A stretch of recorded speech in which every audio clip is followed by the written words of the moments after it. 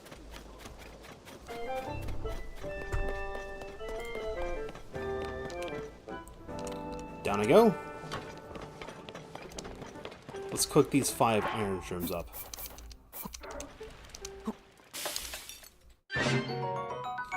Alright, that gives me defense up 3. So iron shrooms are going to be over Armoranth. Armoranth is trash. Alright.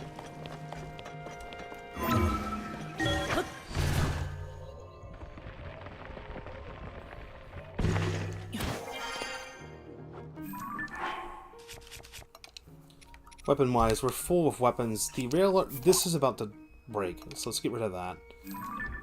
Let's go back to the forge. I don't think the stuff in the forge has respawned yet.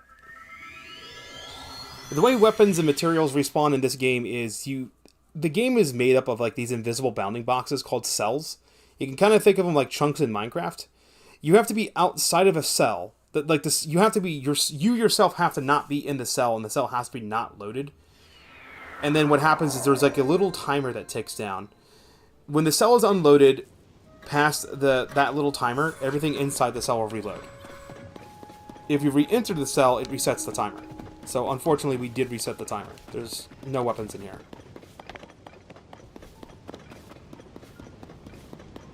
Which is unfortunate. How many Korok seeds do we have? I have 18 of them. I don't know if Hetsu will allow me to expand ban any of my stashes with 18 little nuts. Little poops.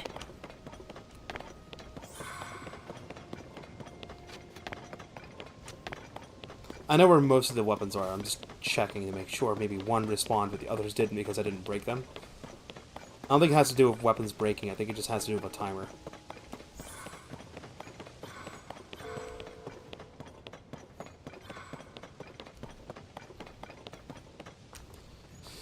Okay, yeah, nothing respawned. It's a shame you can't duplicate weapons using the glitch. There's probably a separate glitch you can do to duplicate weapons. Alright, so I apparently did not activate the shrine in Lost Woods. Even though I thought I did. I fucking did. I can't warp to Lost Woods. That's strange.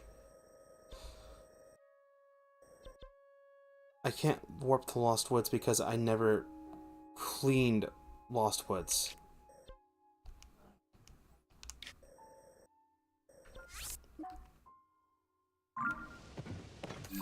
I never purified Lost Woods. That means Hex 2 is still in the Lookout Landing.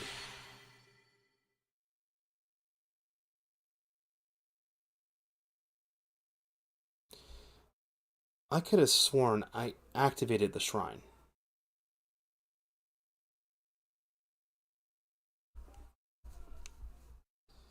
Because the other way you're supposed to get the Master Sword, the dragon flies around the sky with the Master Sword in its head, and the easiest way to pinpoint where it's at quickly is to do this side quest. That ends with, like, a fight against the Phantom Ganon.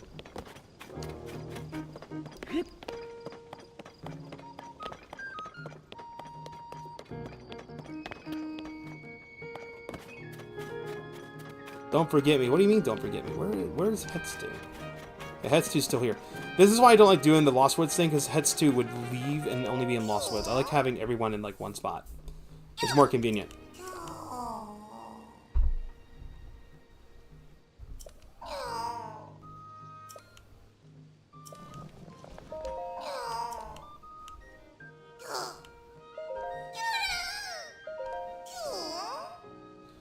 Oh, you need 8 to expand weapons? Yeah, do it.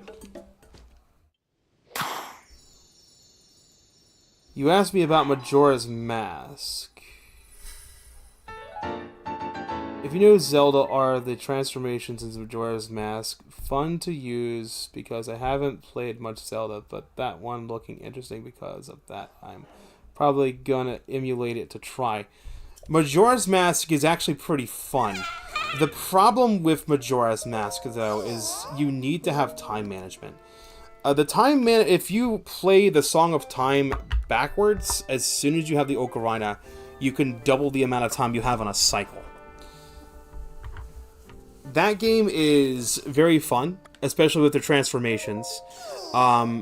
it's even more fun if you like doing side quests.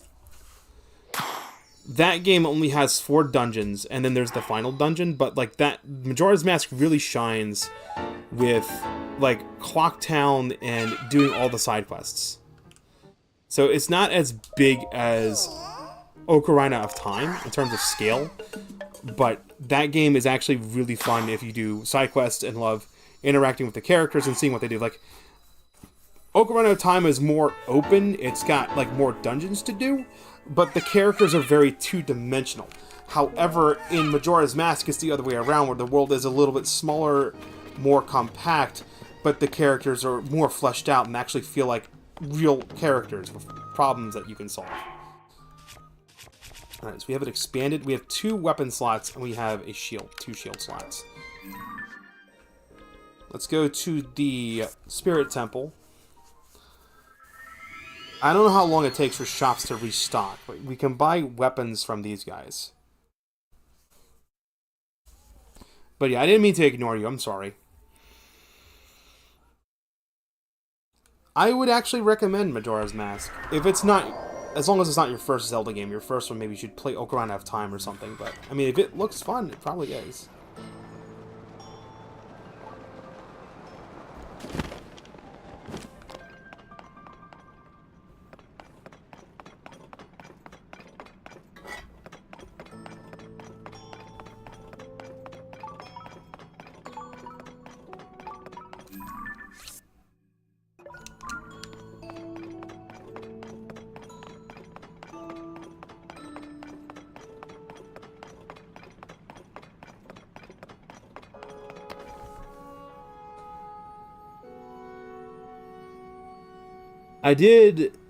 It's just, I did really care for Ocarina of Time, so I'm wondering if more fun characters and smaller world would make me like it.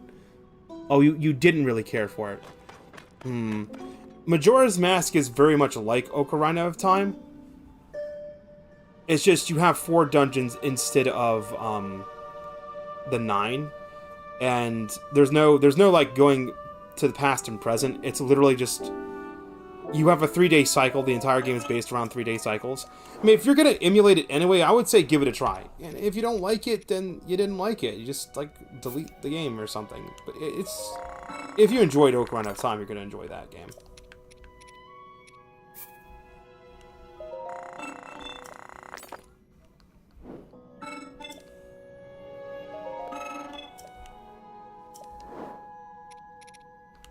How long does it take for stores to restock?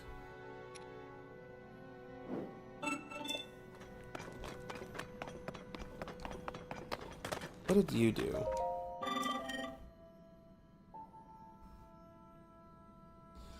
I'll give you 1 Ancient Blade in exchange for 50 pieces of Zonite.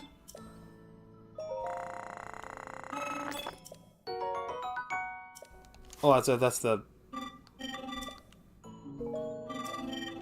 where we get those. Okay, thank you. Okay, you're welcome. The beginning of the game is actually a little bit slow because you're like doing the Deku Curse. I don't want to ruin it. I don't want to spoil it for you. But the beginning can be a little bit rough. Once it opens up, you're pretty much good to go. The most fun I had with Majora's Mask was doing all the side quests and filling out the Bomber's Notebook and solving everyone's problems. And all that stuff. I can't remember if the Bomber's Notebook had a separate interface in the N64 version. I think it did. I know that the 3DS version was like, the side quest system was improved. You could jump ahead in time to any hour in the game instead of just half a day. So it made it a little bit better, but then they took steps backwards in other things that kind of ruined it.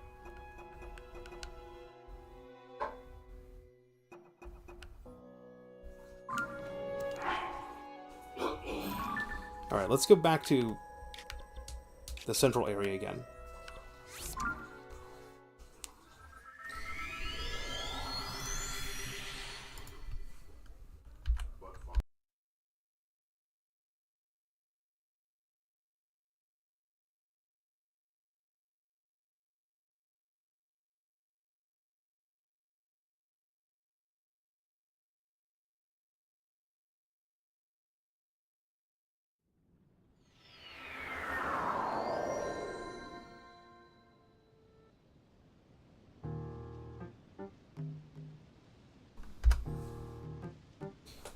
I just not get Zelda I like. I thought Ocarina of Time controlled that, and I got bored trying to do the second dungeon. I just think Majora's Mask is just like, oh, okay.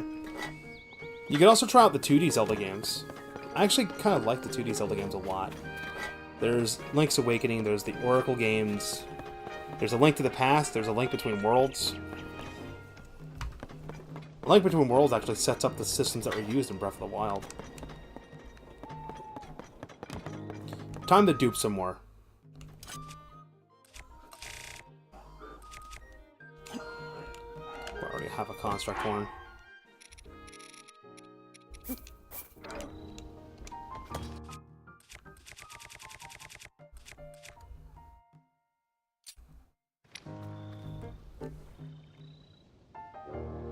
You played a bit of Diminished Cap and you liked it. You just didn't play a lot of it. You should definitely want to try the 2D Zelda games. Although, like, Echoes of Wisdom is a Zelda game, but it's not a Zelda game at the same time. It's a game you play as Zelda. But the gameplay is going to be a lot different. And that's the main thing I'm concerned about with that game. Is I'm concerned how well that game is going to stand up as a Zelda game. Because I was actually hoping for Wind Waker HD and Twilight Princess HD to come to Switch. I'm sure that will come sooner rather than later, because it would just be ridiculous not to have those games ported to Switch. If bare minimum, like, if we're not going to get Twilight Princess and Wind Waker HD and we just get, like, the regular versions, then I would be okay with that concession, but, like, come on. You get this Wolf Link amiibo that has compatibility with Breath of the Wild. You're restocking it. You're making more of them. Just make the HD versions. The problem is they have to, like, reprogram the game to not use the touchscreen. Which is, it's literally just changing of the menus and the UI. It seems like something that should be simple and shouldn't be too difficult to do.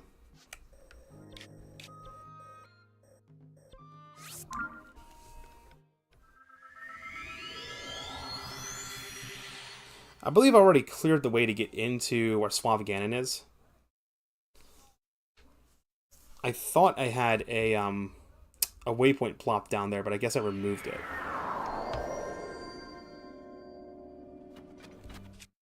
I'm gonna want to have speed build ready. And have the zone at that ready. Oh, you can really see how the game look at the background. Look at the ground in the distance. You see how the terrain kind of, like, liquefies a little bit? That's what they did in this game. They like, when terrain is away from the player, it reduces the poly count. So it's really weird.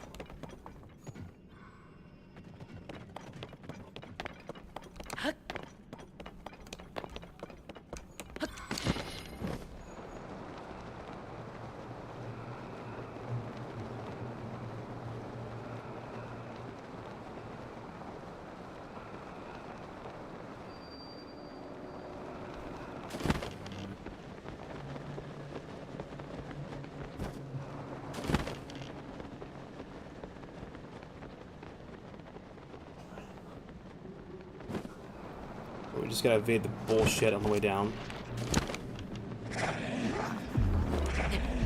There's these guys. I need to hurry because they are gonna throw rocks at me. Hold. Let me get my stamina back up.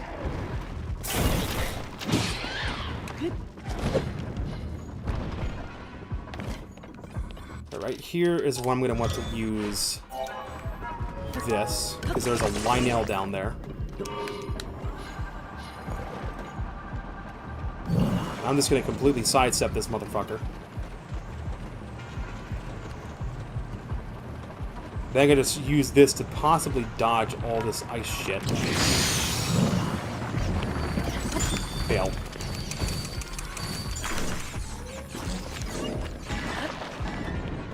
The drop is right here.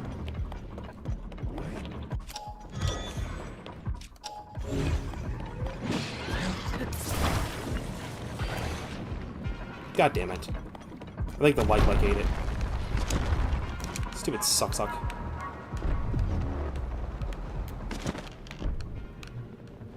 You don't have to fight these enemies, you can completely sidestep them.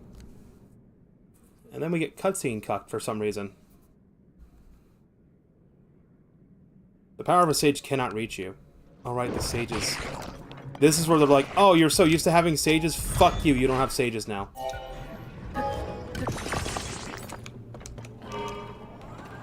I think there's a second Lionel down. No, it's Gloomhands down here.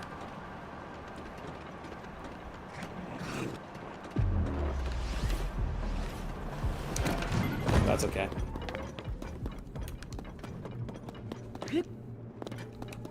Now, doesn't this look familiar? Forgotten Foundation. This is the beginning of the damn game.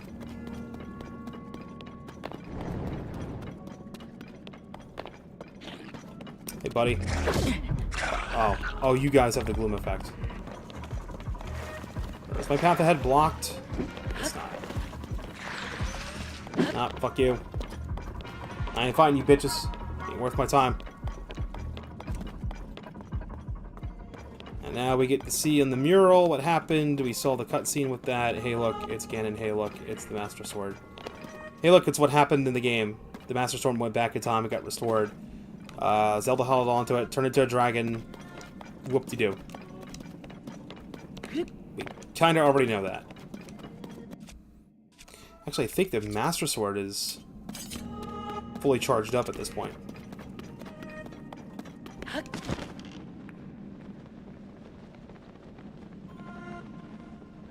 The only other Zeldas I've played are like 5 minutes of Link to the Past and trying to play OG Zelda for the NES, but it got like a dungeon done. OG Zelda on NES is like really brutal. I would not recommend that as a first Zelda game. Like Link to the Past is actually pretty good. Either a Super Nintendo or a Game Boy Advance version will work just fine.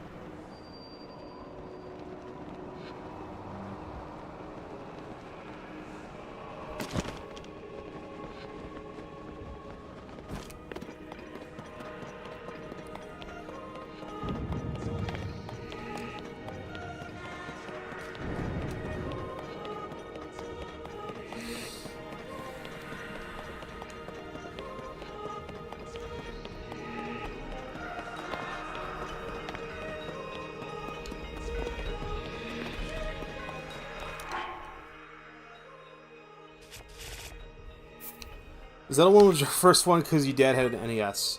Zelda 1 was my first one as well, and then I tried playing Zelda 2, and that one was even harder. Because the gameplay changed from being an action-adventure game to being like an action RPG. Where if you don't grind levels and stuff, you're gonna have a hard time.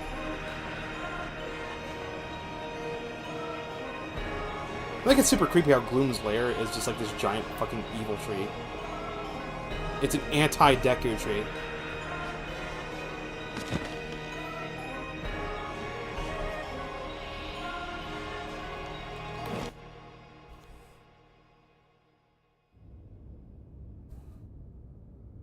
And cutscene.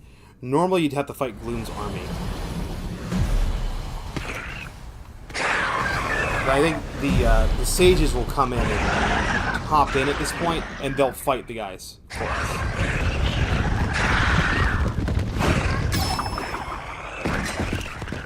See, we're getting a different cutscene this time.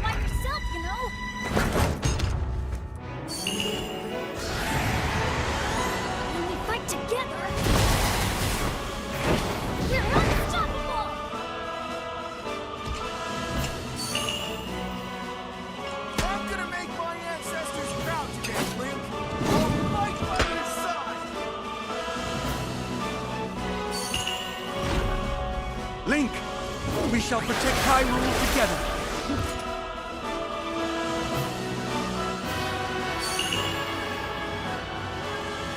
The Gerudo owe you for your help.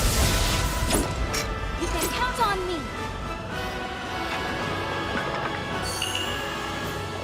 I will atone for my past failure. It is time to stop the Demon King.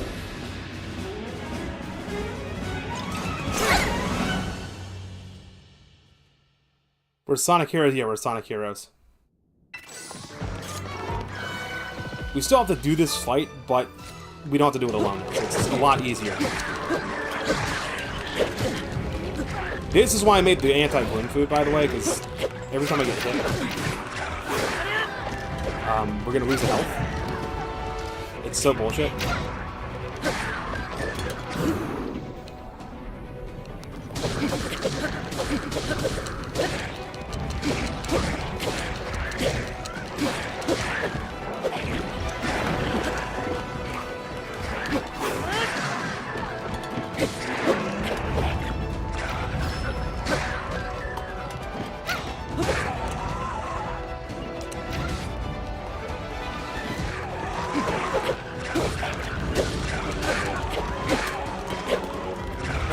I wonder what the final boss in Genshin Impact's gonna be.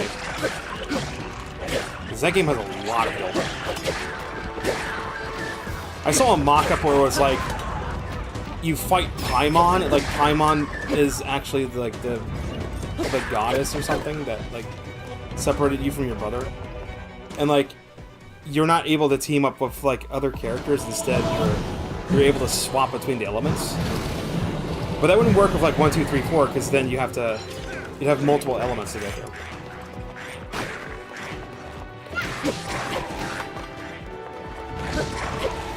Maybe what it would be is it would be like,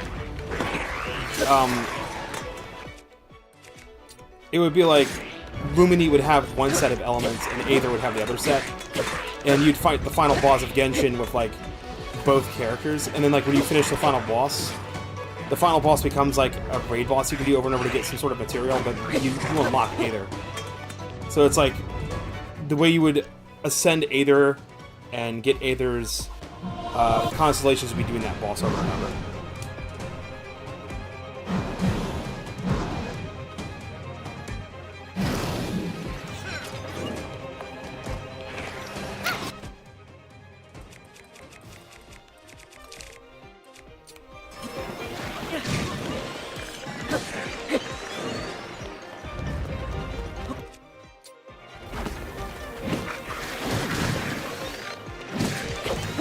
I hate the fact that everything is gloom infused.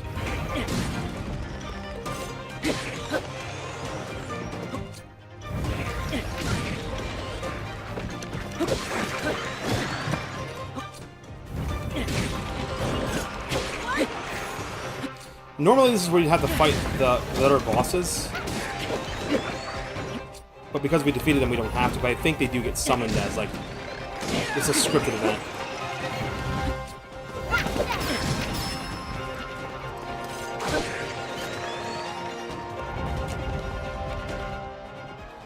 The Goblins and Los Alphos. What's the next guys? Moblins.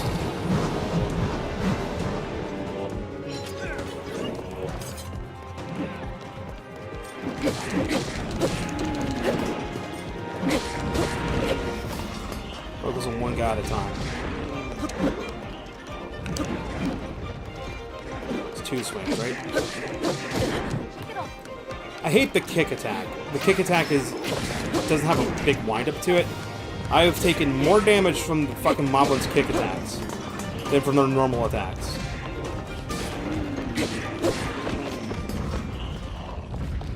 Now I think this is where they start summoning the bosses. And it's like, oh no, we'll fight the bosses. You go fight Ganondorf. Right? It's like the doorway opens and you can get in there, but then like it summons the bosses again. That gloom, it means but one thing. The Demon King is there, huh? Yeah, there's all the bosses again. All fucking goddamn 5 of them all at once. More obstacles in our path, but our foe is mistaken if he thinks this will stop us. We are fated to fight these beasts. Don't worry about us. Link, we'll take care of this, Goro! You ready to see the power of a sage? I kind of hate how he says Goro. We'll be fine. We already did He's the that only once. character that does it. This'll be a breeze for sure. What does he think he is? A fucking, a fucking Moogle? It's up to you. He has to say Poe after everything? Oh no, we got separated. Oh no, this would be intense if I didn't already beat the game and know what's up next. Can we teleport out at this point?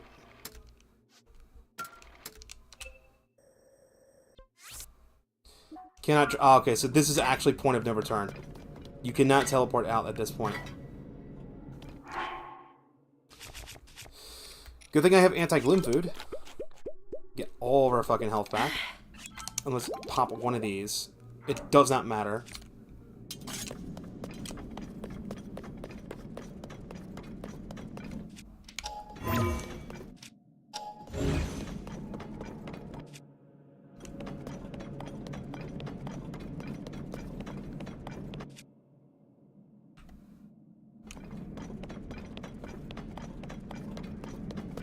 Let's go fight Suave Ganon. I think I'm confident in my abilities to fight Suave Ganon.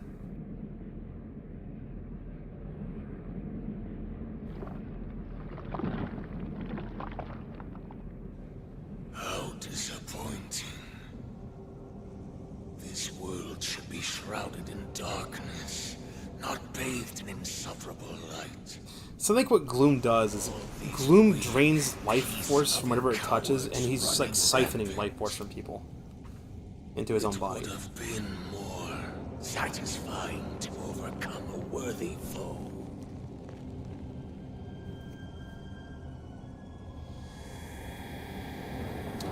I think I'm getting like a different ending because I don't have all the tears. It says something different. But I don't care.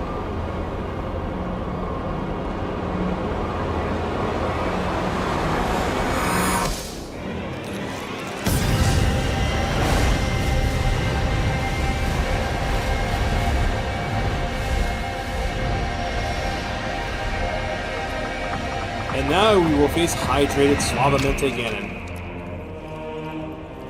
Suavemente.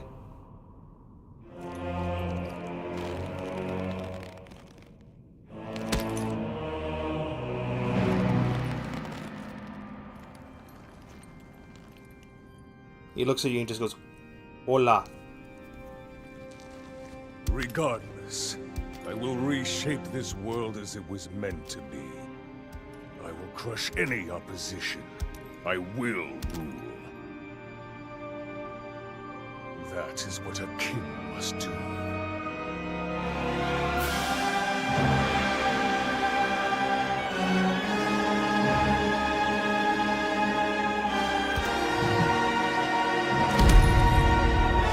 It's like Ganon is the malice force itself, and Ganondorf is the incarnation of it. And Ganondorf is actually more of a threat.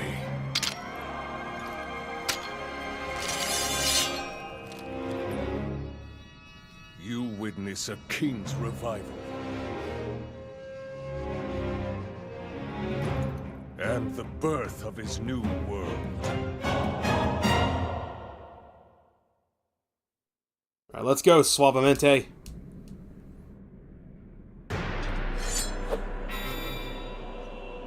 I think the Master Sword's fully charged for this particular fight. Give me a defense up. Right now.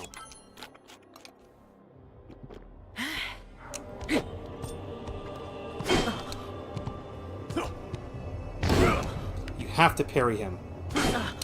That much I remember.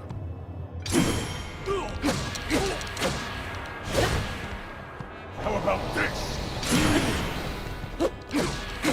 If I try to flurry rush, he'll counter.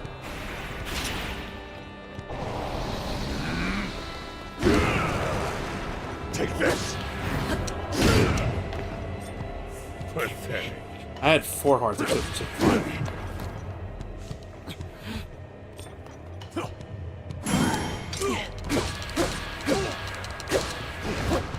He's not at his full power yet.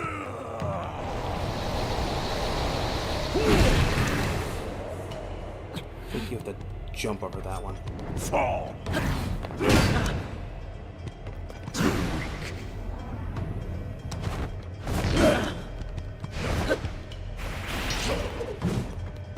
How did the spear work?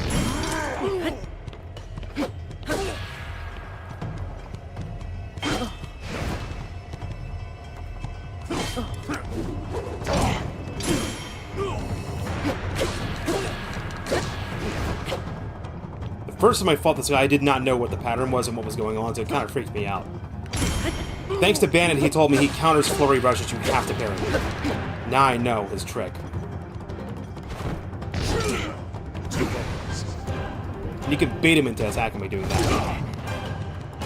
I've barely gotten started.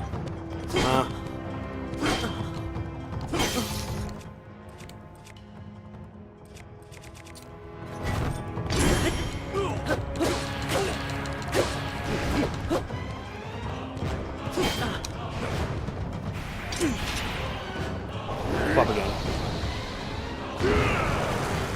Take this! Either I can't parry that, or that wasn't an opening. Look at his health bar on this second part of the fight. It's kind of stupid. What a feeling. At some point, his health bar just gets extended. Battle. That feeling as blood surges in my veins. And I am not even nearing the limits of my power.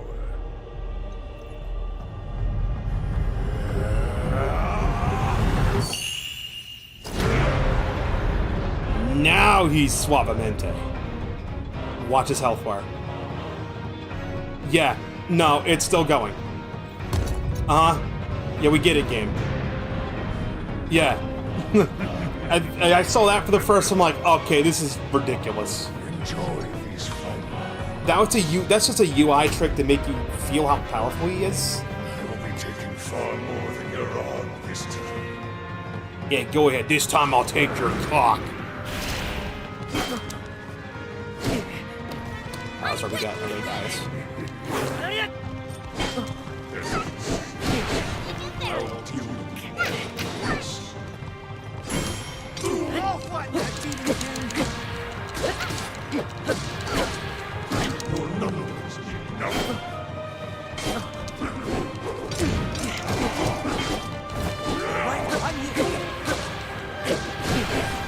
I think at this point he stops countering, so I can just wail on him. Because I think having the counter would be too expensive for AI, for the system to handle.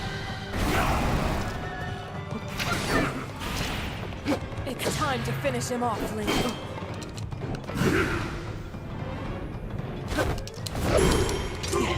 Yep, you can bait him.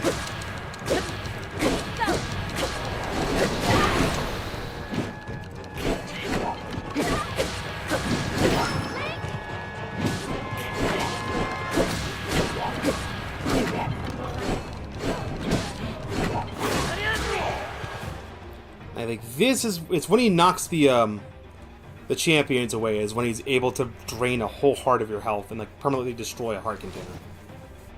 At least for the fight.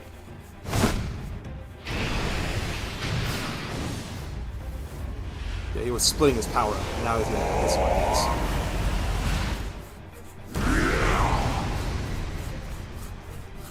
I'm not gonna deliberately get hit. I'm just gonna, you'll see, I'm gonna get hit at some point. You're gonna see it. He's like, come on.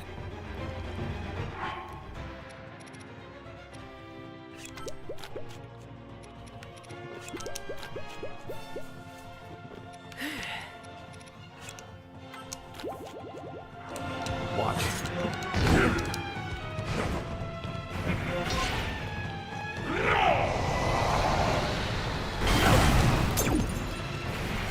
Oh, okay, so I can use yellow hearts to counter it. I did not know that. It's specific attacks will do it. That attack, that animation you saw of all the yellow hearts disappearing, that's the ones that drain your heart containers permanently. It's specific attacks will do it.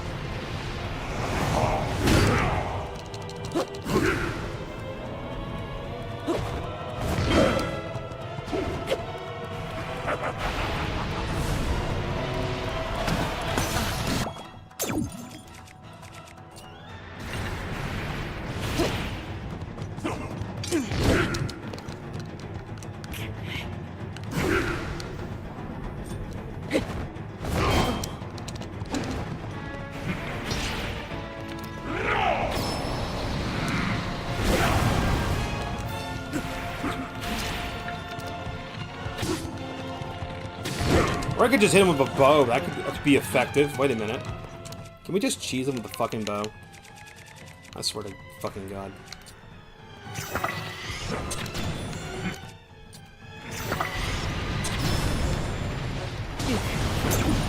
Yeah, see, there we go. Now we're permanently losing heart containers.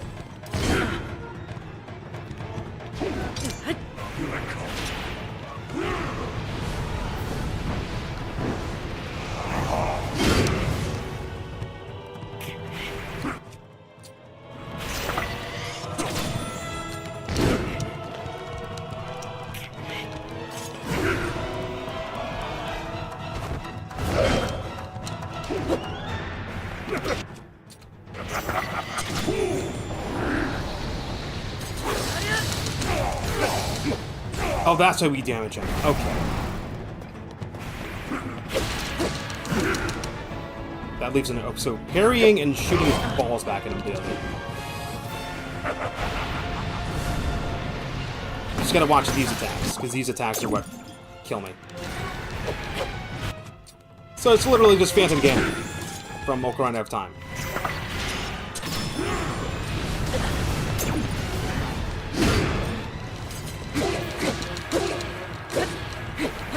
See, look how much health I'm chipping away from him per hit.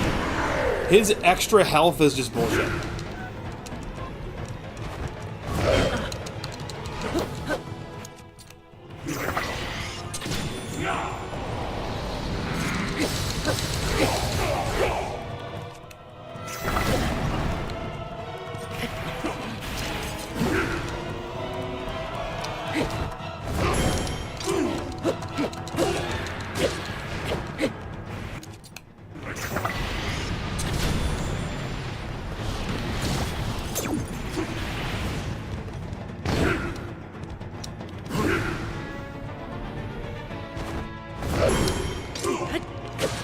Count to 2 when he starts to do the counter.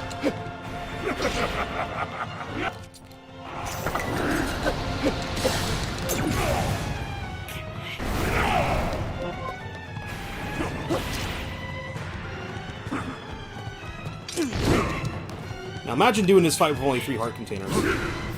That'll be, well, 4. You need 4.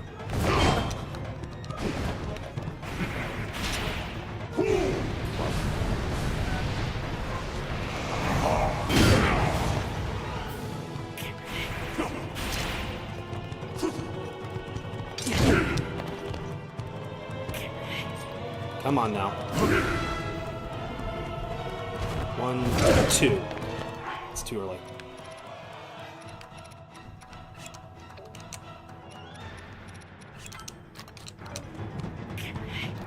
Oh, the game glitched out. I showed him all my health again for a split second.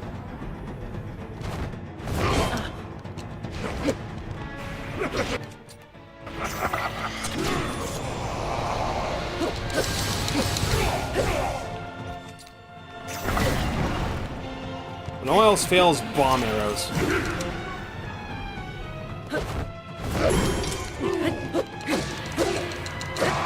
I got him.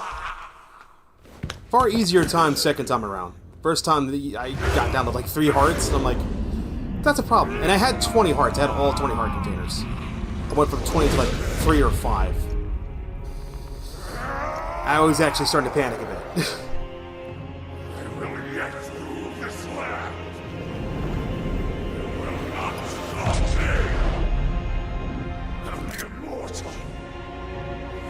Stand in my way.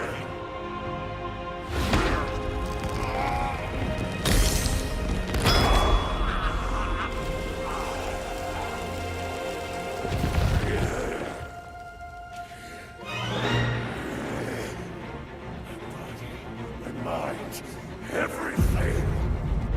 Sacrifice it all to destroy you. He's gonna do draconification. Cast this world into eternal night. This is what Zelda did to become a dragon. It turns you into a fucking mindless, immortal dragon. That's what it does.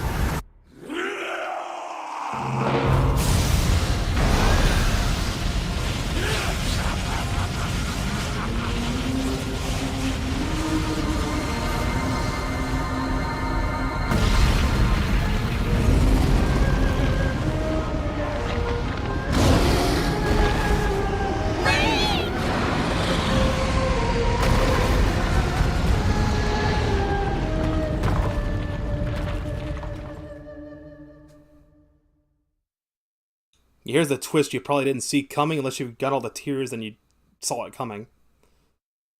I didn't get all the tears this time.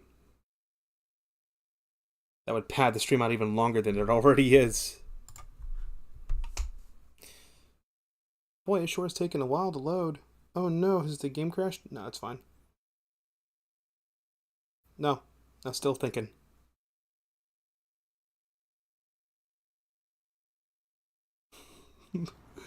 Seven-year-old system. There we go.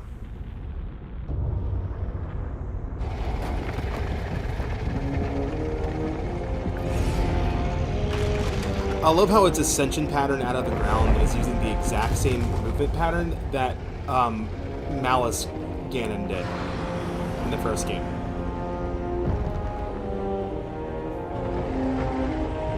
This time he's an evil dragon. He got that dog in him.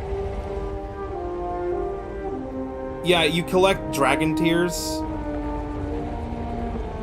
And it just gives you a flashback on what happened with Zelda. But I think you kind of do that. Draconified Demon King, Demon Dragon. This fight is actually really fucking easy. It is so easy, it's not even... Like, the previous fight we just did, that was the actual true final boss fight. This is just the easy fight.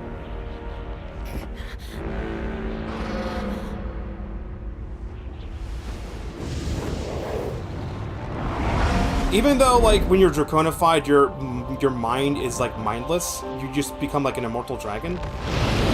Link nearly dying for whatever fucking reason, like, snaps Zelda's mind or something back into, like, the dragon body. And it's just like, oh no, Link's about to die. It makes no fucking sense.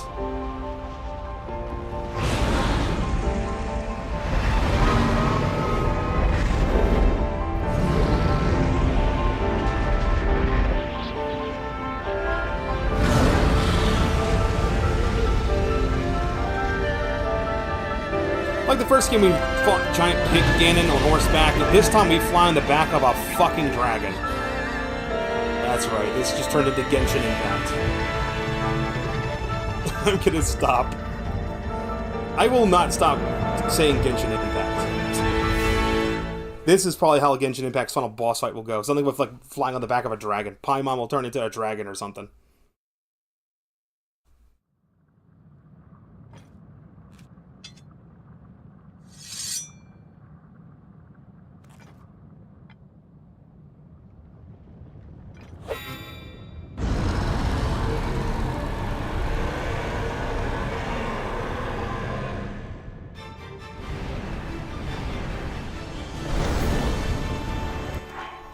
All the heart containers I lost in the Ganon fight are back, by the way.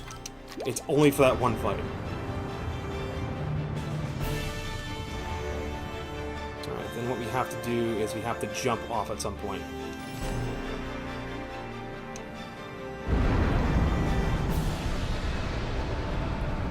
There's like these giant eyeball things. I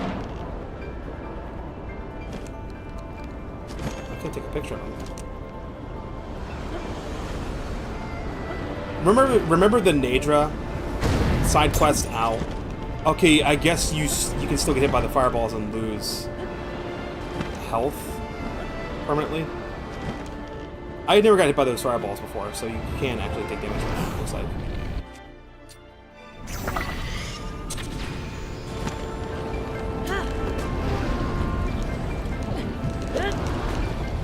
Oh yeah, when you're on this dragon, the dragon's body is all blue.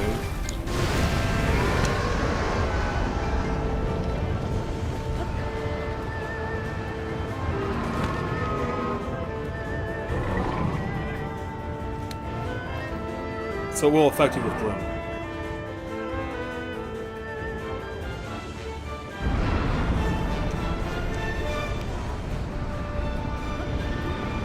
Alright, so don't get hit by the fireballs.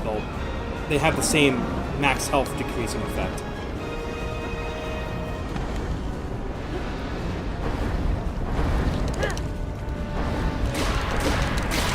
Okay, standing on the back of the dragon lowers my...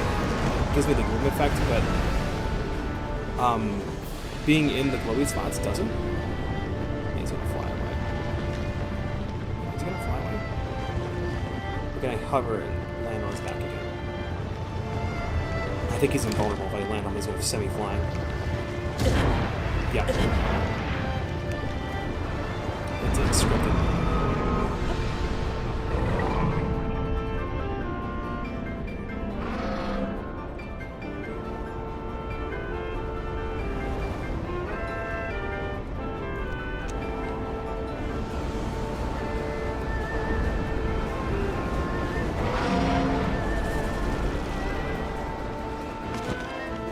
So we have it's just like the Nadra fight, but well, not the Nadra fight, the Nadra side quest in the first game. We have to shoot the eyeballs.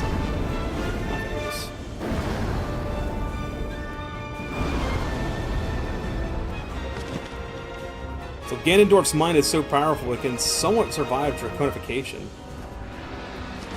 It doesn't have the intelligence of human, but it has like the drive to know that it wants to destroy.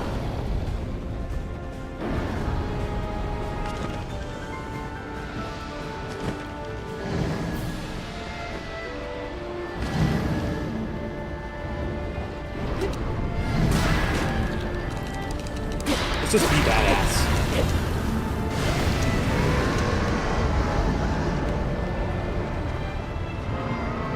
I think once you hit a certain height, the dragon just grabs you again. I think we have to wait for him to stop glowing. Because he's invulnerable when he's glowing.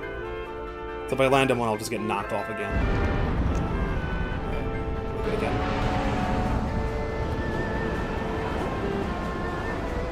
Avoid the damn fireballs. Zelda just got hit.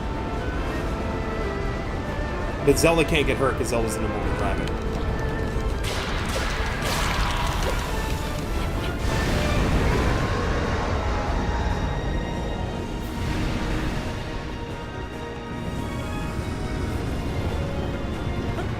Now we can see the sacred stone. I call them sacred stones. It's a secret stone. Secrets. Now for the last hit. Last hit is right on the skull.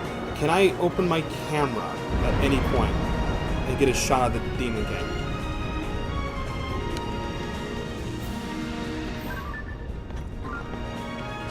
God damn it. It doesn't fucking let me. That's stupid.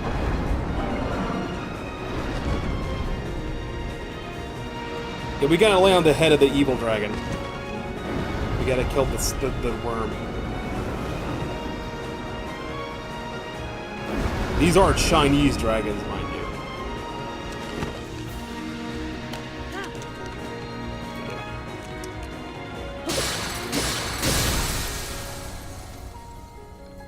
Shatter the secret stone. How come Zelda's secret stone isn't on her forehead? Seems like a bit of a critical weakness there. Maybe it's like you concentrate on your mind when you dracronify. You got the secret stone in your skull, and you keep it. Final attack. There we go.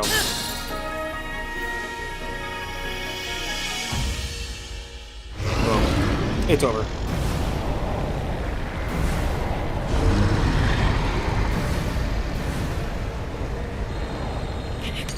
As challenging as the Ganon fight? No. More badass? You bet your ass it's more badass.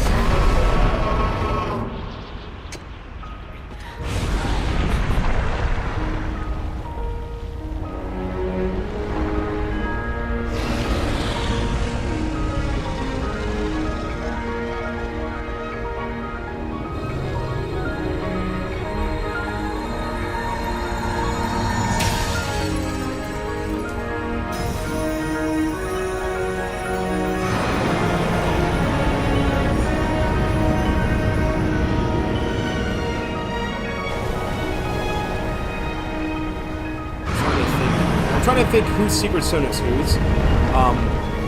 The secret stone that Ganondorf had was Raru's wife's. It was the Queen of Hyrule's stone, right? And the stone that Zelda has is actually Raru's stone.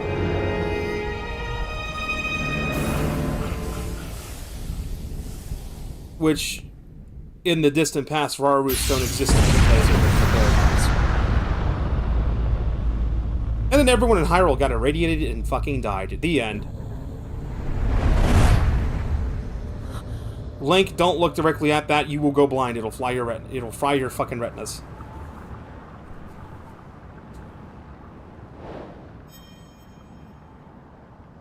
Destroy Ganondorf? Question mark. Because will somehow be back in the next game. Just not in this storyline. I think the developer said between like Breath of the Wild and this game, they're done with this Link and Zelda. They've like concluded what they're gonna do between the two stories. But now the question is like, okay, Zelda is now permanently a dragon, so we can't get the princess. Yeah, I forgot to change Link's equipment before I did the final blow, so now we're gonna have the stupid armor on for the final cutscene, which is lame.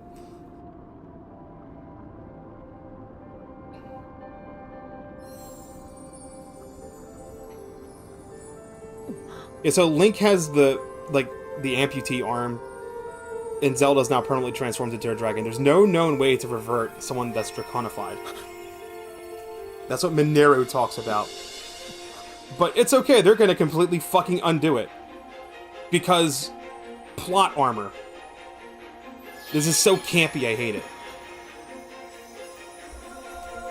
Like, if you collect the tears, you find out about draconification, you find out how it's permanent, and you find out how no known person has been able to, like, undraconify, but yet somehow, through the power of bonds, they find a fucking way. And use, like, magic to undo it. I think what's happening here is, like, they're absorbing the secret stone that Zelda ingested in her body, and that causes her to revert or some shit. I don't know. It's magic. It's just fucking magic. Magic fucking alien stones from space. Or wherever the fuck the Zonai came from. The sky. Magic sky stones. Zelda still has Raru's stone, by the way. Oh, maybe that's what's going on. Like, Raru is bound to the stone. Link has a connection to the stone through Zelda, and Sonya has a connection to the stone through Raru or something. Maybe you just needed 3 people with a connection to the stone to be able to revert it. Maybe that's it. Also, Link has his arm back. If Zelda still has Raru's stone, though, that causes a problem. There's still an unresolved paradox. They will never resolve because there's going to be no DLC for this game.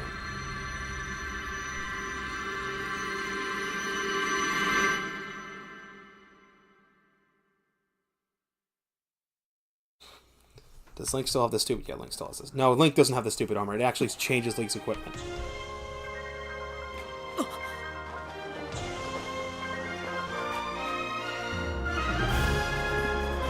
The very final scene of the game.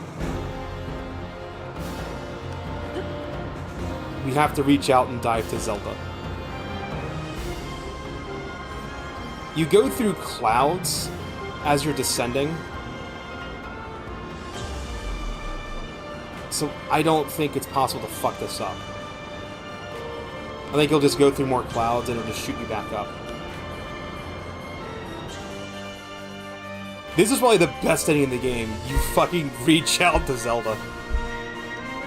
It's so dramatic. And no sequel. Yeah, no, this is it. Breath of the Wild and Tears of the Kingdom are their own story, and the developers have stated that they have no further plans with this Link and this Zelda. So the next Zelda game, while it may take gameplay elements from Breath of the Wild, will not be set in the same world. It'll be a different Hyrule of a different Link, a different Zelda. Let's hope they learn from, like, Breath of the Wild and Tears of the Kingdom's sore spots and make the game even better with maybe some actual explorable dungeons. Maybe. Nah, I'm wishing for too much.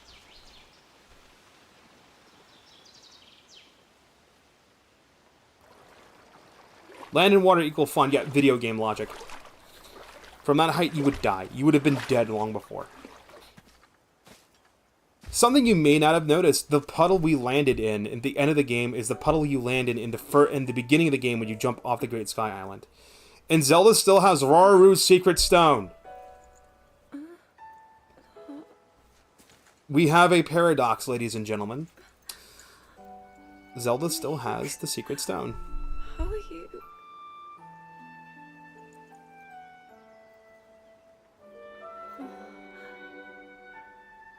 I was... Yeah, you were dragon.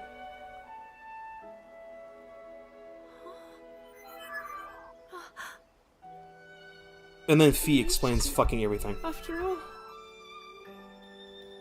See, Link cannot hear the spirit in the sword. Only she can. He's gone. The Demon King. I'm not in a dream, right? No, you are. Wake up. You did it. I'm kidding. Oh, Link, you really did it. I didn't get all the spiritual stone. I didn't get all the damn dragon tears, so there might be a second ending that you get at the end of the credits.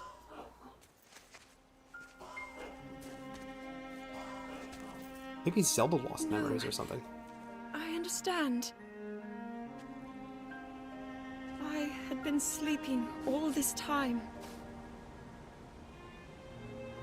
So I Hyrule, felt something. Like a warm, loving embrace. so Hyrule Castle's now just in the fucking sky? And not coming back down, huh? It's technically not floating in the sky, it's being suspended by that one pillar in the center, but still. We're just gonna leave it like that. Thank you. Link, I met such wonderful people. I saw Hyrule as it was. I have so much to tell you. So much happened. Oh, Link, I'm home.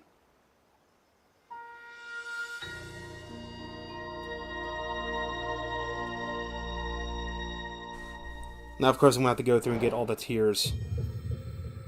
And then just beat the final boss again to see if there's like a second secret ending sequence. Because Breath of the Wild had one that kind of set up this game. Or you could just look it up online if there's one. Let me see if there is one.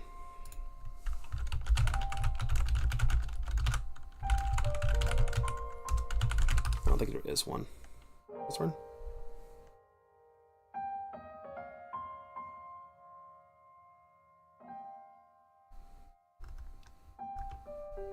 There's a true ending.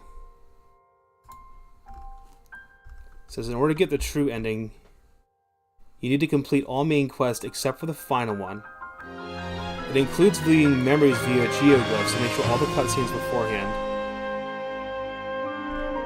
So, okay, so what's the damn difference? Because there is a true ending and we have to do all the geoglyphs. How long would it take me to do all the geoglyphs? And then do this fight a second time. Let's just read it. So, normal ending ends with Zelda dialogue. After defeating final boss, cutscene will play where Link and Zelda descend to the surface and have dialogue. If all main quests have not been completed, the credits will roll and the game will end. There's an additional cutscene.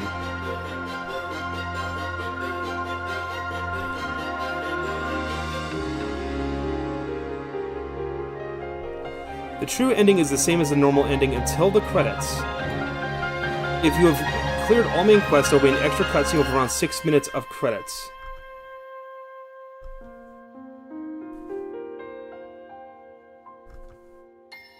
Okay, cool.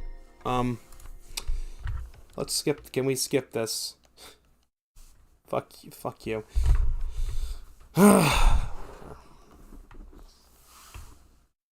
Alright, let's get the true ending now. It's an extra 6 minutes. Whatever. So we hit continue. We have the star. Central Hyrule Depths. That's where it pops buffs off at. I'll get right to the point of no return. I will place down a waypoint to get back here quickly, and then we're going to get the geoglyphs. We have to actually find the remaining geoglyphs. So we're right at the point of no return. I think if we go to the compendium, we can actually find that the Demon King... Phantom Ganon? Yeah, 202. That's the Light Dragon.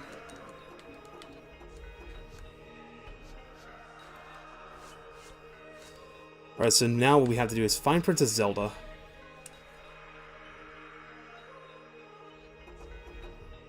I think these 3 are cleared, actually. In 2021. It says all main quests. Like, what the fuck are all the damn main quests? Did it say 21 of the... True ending can be unlocked with an achievement rate as 21 of 23. There's a total of 23 main quests. By challenging Ganondorf of 21 quests completed, you can achieve all missions necessary to acquire Master Sword and complete the Dragon's Tears. Okay, well, what are the ones we're missing?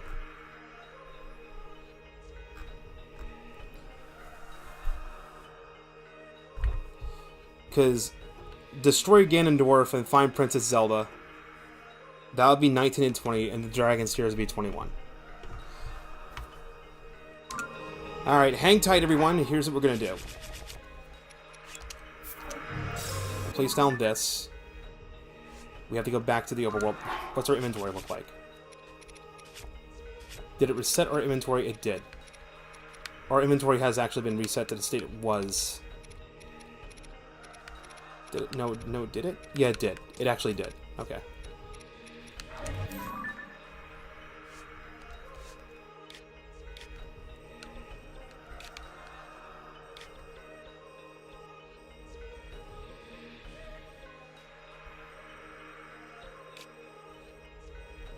To find where the geoglyphs are, I just need to take a picture of where they all are. I don't think I have that picture anymore.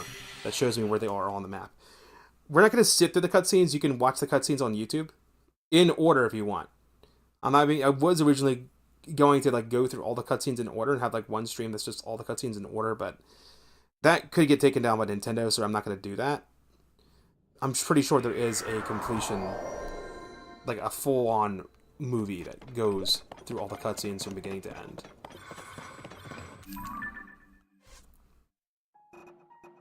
Yeah, the only thing in my album is like the funny picture of Zelda in a cage. This one is actually, every now and then you'll find like Princess Zelda with the short hair for some reason in a cage, wearing her outfit from the beginning of the game. That is the result of the Yiga. It's just a trap by the Yiga.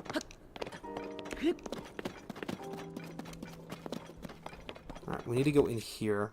I need to get the camera.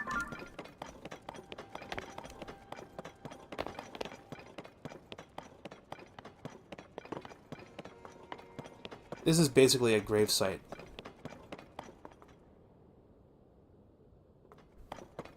For all 7 sages. And over here in this corner, this is actually Sonia's grave.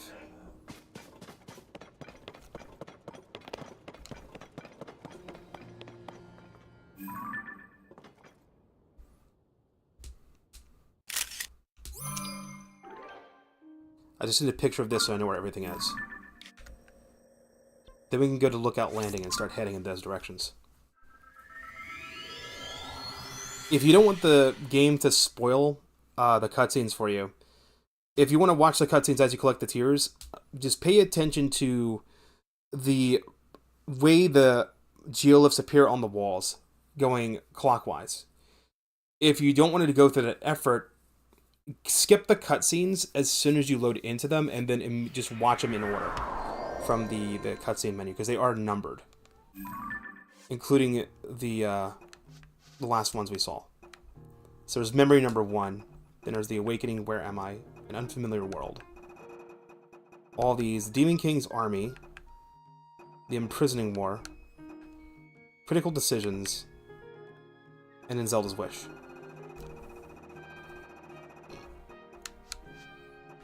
I don't think we need to get all the memories. Alright, I'm gonna need my album. I'm gonna need to know where I'm going. There's no ability to zoom in.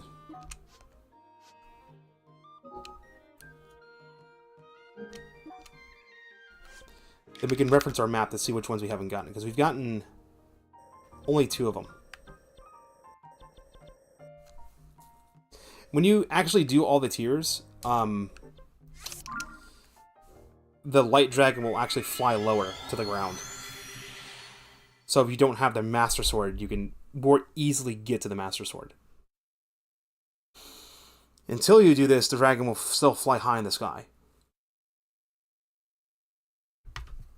Ugh.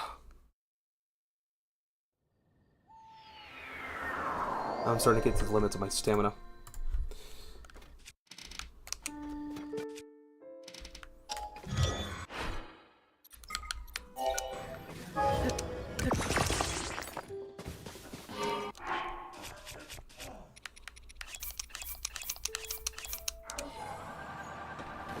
Okay, I want to be heading south.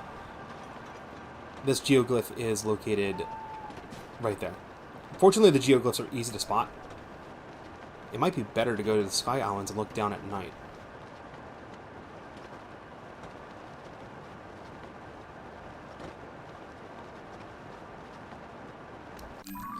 Because how many more of these has it got to go? We have 9 left to investigate. The time-consuming part's going to be when you land on the geoglyph, you have to find the tier. It's not entirely obvious where it is at first. I think I see it already.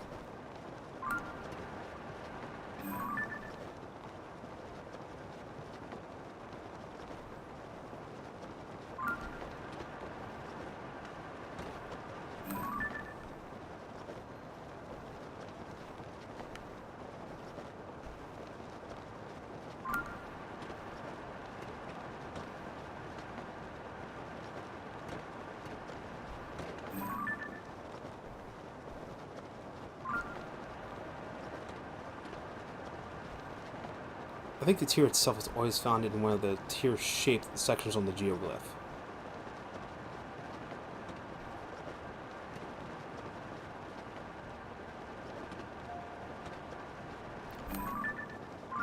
That's it right there.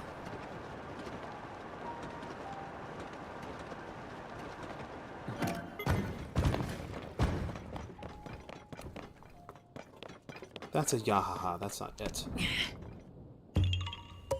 We'll grab the Yahaha, because why not?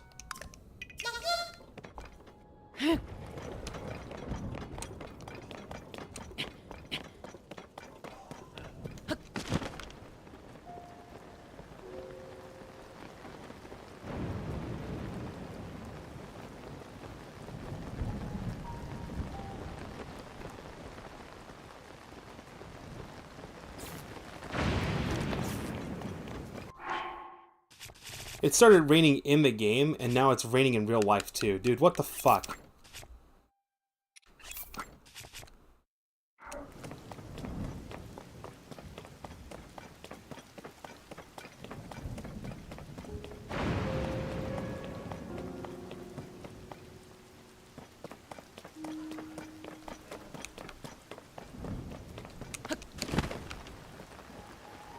I think before I got burned out of this game, I originally wanted to have a stream where we just found all the geoglyphs and just watched the shit in order.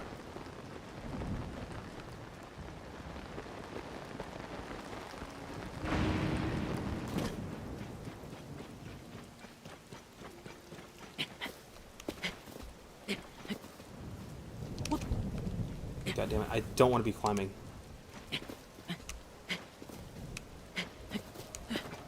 If I climb, I'm going to start sliding down.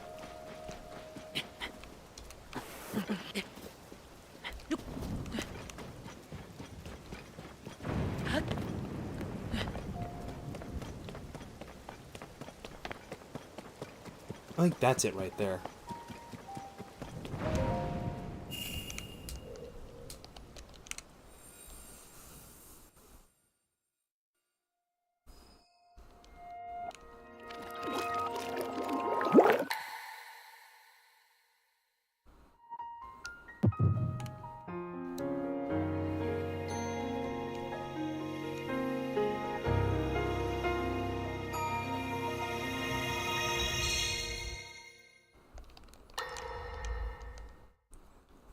We'll just skip all of them. Just for time's sake. Because we do have to do the boss fight a second damn time.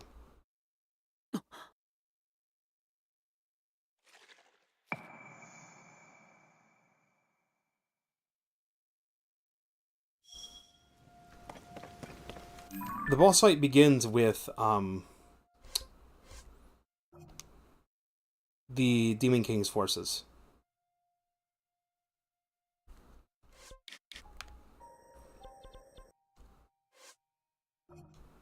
The next one's over near the entrance to Zora's domain.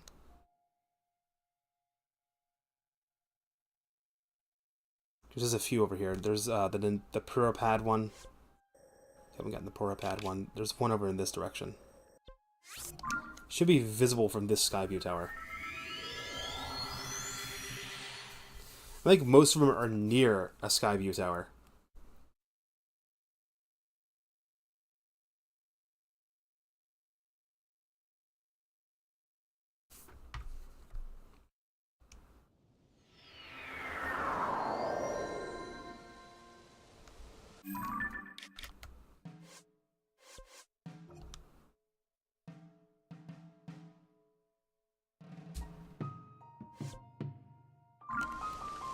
Should be near it. Should be to the east.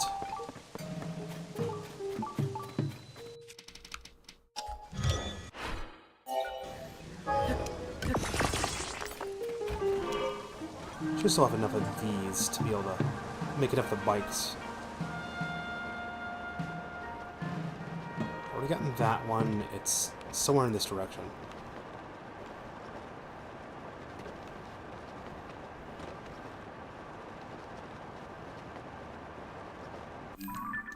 Is it the Farron region is where it's at?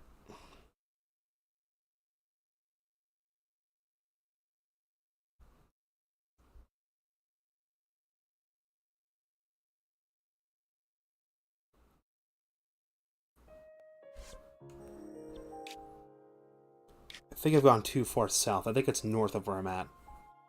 It's near Dueling Peaks.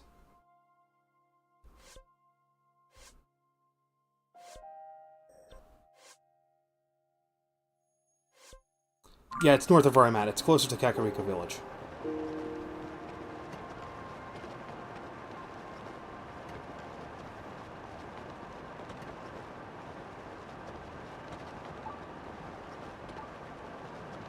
I wonder if the shield stasis thing still works in this game. Probably not, because you don't have stasis.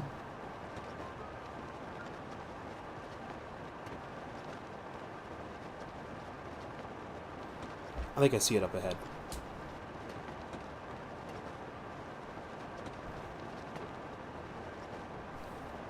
I don't know if after the cutscene if the bike disappears or not. I think it does. I think it deletes objects around the player. That way if there's an enemy nearby, you don't have to worry about like enemies sneaking up on you. Somehow we're traveling so fast the game needs to load. Alright, so looking out for a part of the geoglyph that's more glowy than usual.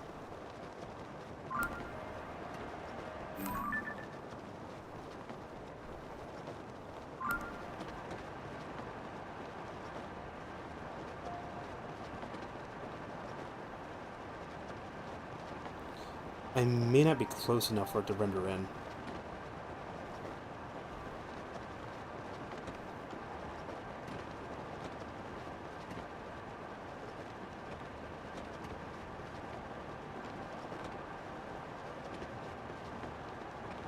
Some of it's obscured by this forest. I think this one was out in the open, though.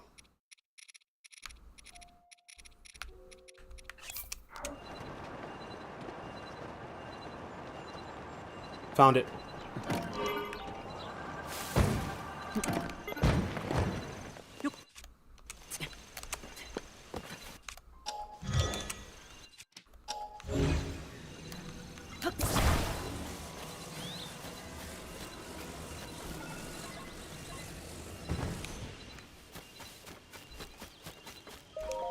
It's right here.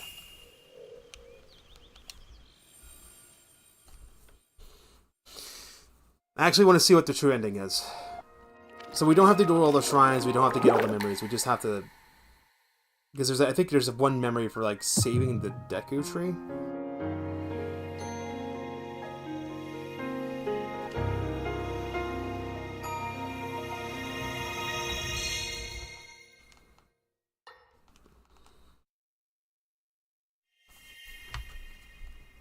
I'm just skipping all these just for brevity's sake.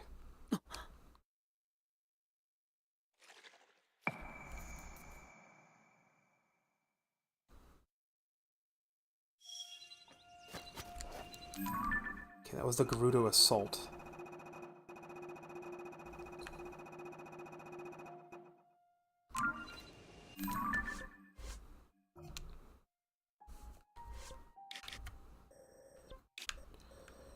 We're at the one that kind of looks like a harp from a distance. It's not a harp, it's the Molderms. Alright, so somewhere in Elden Canyon. That's where the next one is. There's 2 in Elden Canyon I can hit. There's 2 in Heber I can hit.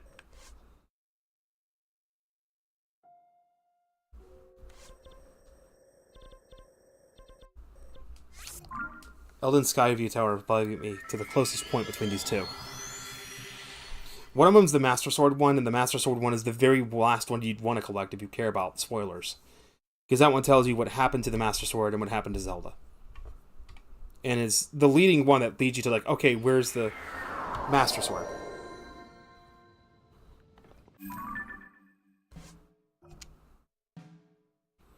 There should be one directly south of where I am. Or to the north. It's somewhere really close nearby. I'd have to take to the sky to be able to see where it's at. Fortunately, there's a Skyview Tower right here.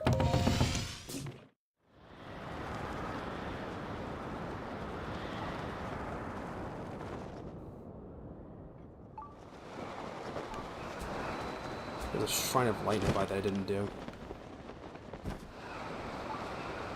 Right, there's that one.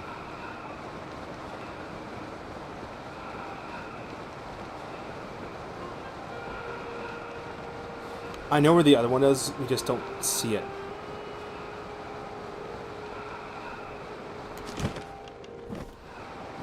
It's actually kind of hard to skew from the skylines because of the blue tint.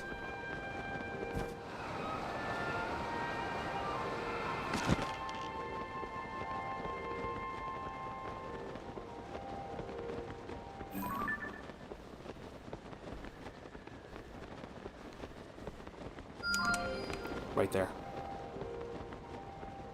It's the part of the geoglyph that's more glowy than the others.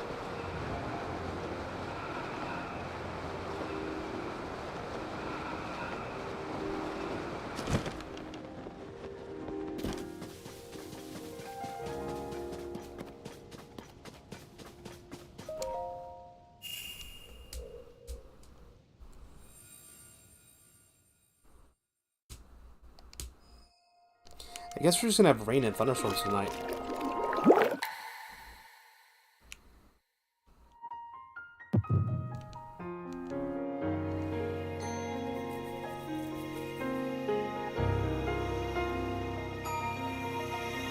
I should just collected all these tears beforehand. Because I think usually it's to get the good ending in Breath of the Wild, you just need to get all the memories. We could just look for the memory list. Zelda TotK memory list. I think we need to find... Okay, we were lied to. Finding all memories is required for 100% completion. 6 are mandatory from story quests. The remaining quests come from an optional quest line called Geoglyphs. Is it actually from Geoglyphs?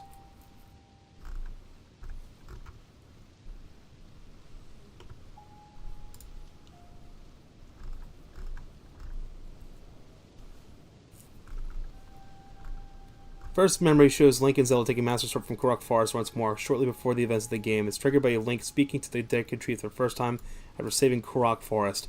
Second memory is uniquely a cutscene shown live as part of the opening of the game, rather than a flashback, and is only a memory so it can be replayed at will. 12 more are parts of Dragon Tears quest. The 3 of the other 4 memories are part of the same narrative, so the Dragon's Tear memories were not part of that quest and are triggered by events elsewhere in the game. The final memory is triggered by Link retrieving the Master Sword from the head of the Lion Dragon. Okay, so wait a minute. We do need to save the Deku Tree. That is unfortunate that we have to do that, but we have to do that. So let's go do that real quick. So in order to get the true ending of the game, you have to, it's the same conditions as Breath of the Wild. You have to have all the memories. If you do not, you just get that ending where it's like, so I was like, I've been asleep all this time, and it's kind of like, It's a okay ending, but it's not the ending I want to end the stream on. For those of you watching the VOD, if you want to see the true ending, maybe skip to like the 5-hour mark. That's probably where we hit it. I'm trying to do this as fast as I can. Do I have any speed food on me? I don't. Alright, don't worry about it. So we gotta fight the Demon King. We have to fight Phantom Ganon. That's what we have to do. Fortunately, I have all my sages, so I can just, you know, get all the sages. In order to save the Deku Tree, we have to go here. We have to fall down this hole. And we have to go to somewhere near this shrine. There's a light route over here. That's where we gotta go. I'll just fall down in there and then use the hover bike to quickly get over to it. Because otherwise, you actually have to fight Phantom Ganon twice. Once on the approach to the underside of Korok Forest, and then once again inside the Deku Tree. Doing this quest would, if you were playing the game normally and you didn't already play the game when it leaked and knew where everything fucking was, this would be how you get the Master Sword. Because, you know, Dragon Zelda, completing this quest will give you a quest marker that will mark where the Master Sword is, and it will move based on where Zelda is.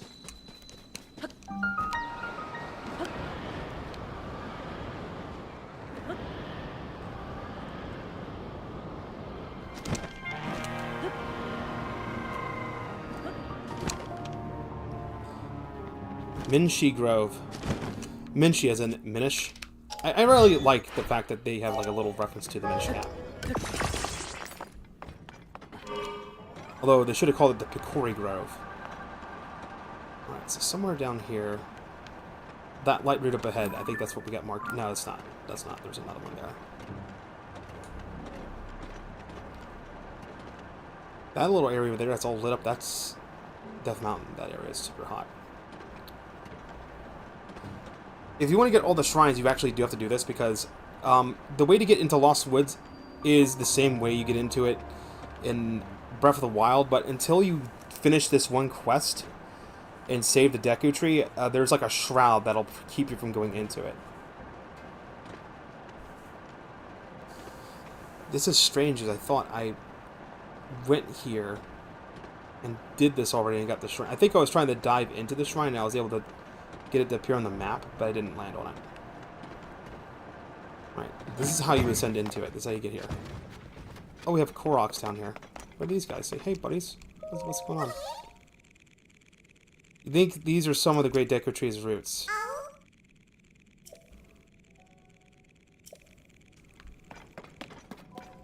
I don't remember these guys being here.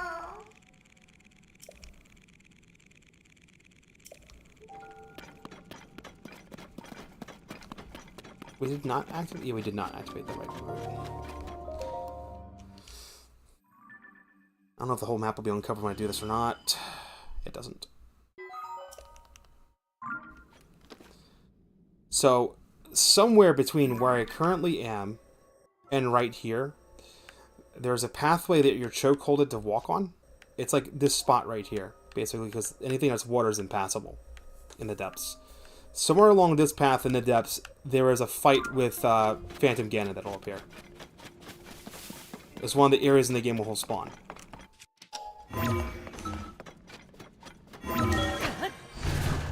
I wanted to double check and make sure, do we need to do the Deku Tree quest? And yeah, it gives us a memory, so we need to do that one.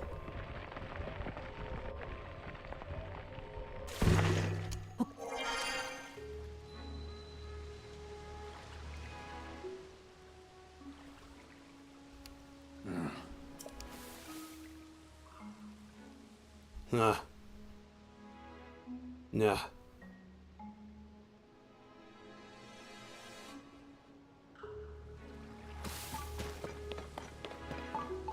All the Koroks in the forest are just dead. They're lifeless, they don't say anything. Buddy? You okay there? Yeah, these guys are actually fucking dead. They're acutely connected to the Deku Tree.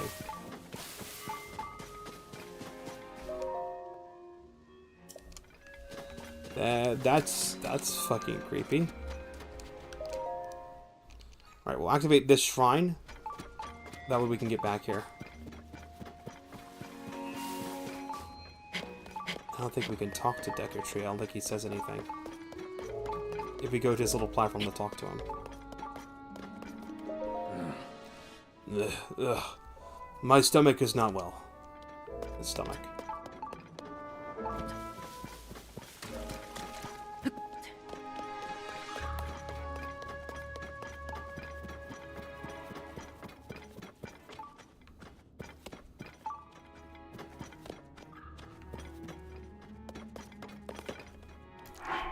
Alright, this is where I'm going to want to activate everybody.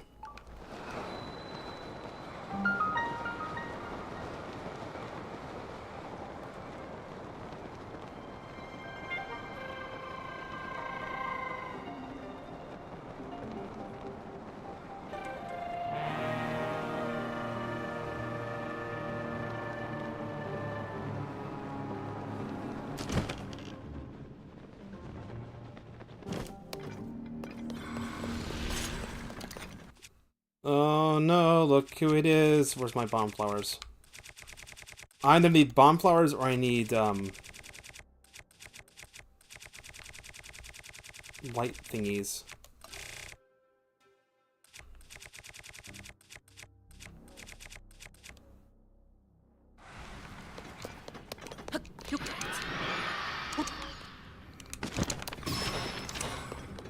I can't get in the air. I'm trying to get in the air and start paragliding.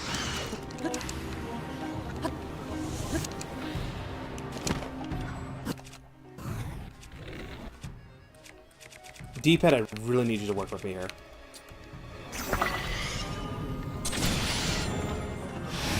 Out of stamina.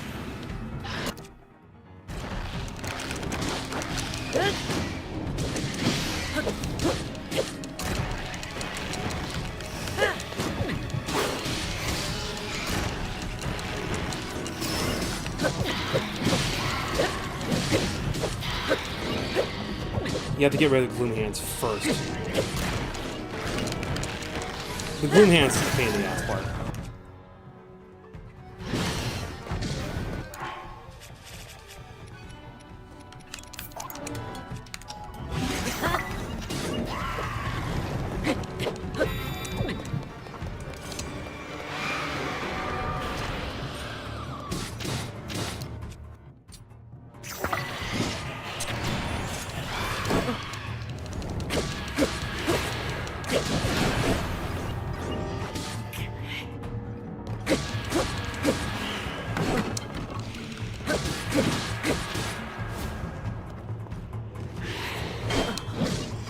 I just realized Phantom Ganon's attack patterns is the same as Ganon's. It's just, you have more frames to see what he's doing. So it's kind of, in a way to train the player for the final boss fight.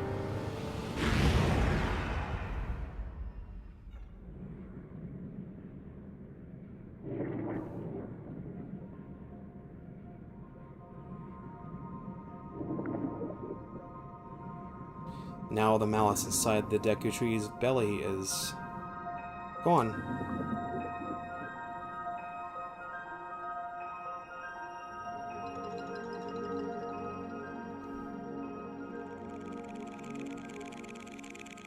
Am I going to be allowed to grab the sword that dropped, or is it going to cutscene cuck me out of it? It's going to cutscene cuck me out of it. No, wait, no it didn't. Good.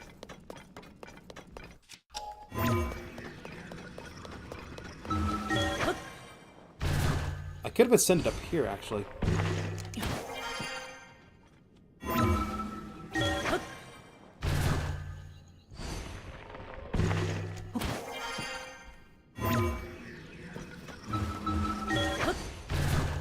Oh, we actually have a little ascent point we can get back to the top.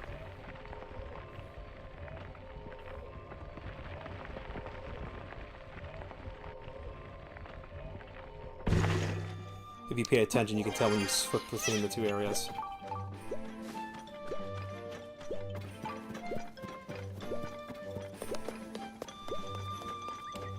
And now all the Koroks are alive again. And now Hetz 2 will permanently be here.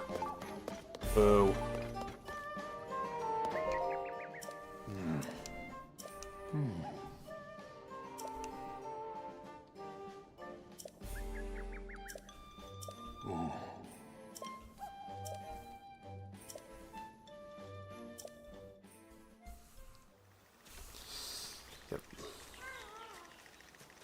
We came to retrieve the Master Sword. This is actually the very first memory of the game. It is good to see you, Princess Zelda of Hyrule, and Link, Keeper of the Master Sword. Your blade has been fully restored. Go on then, Link. Draw it once more.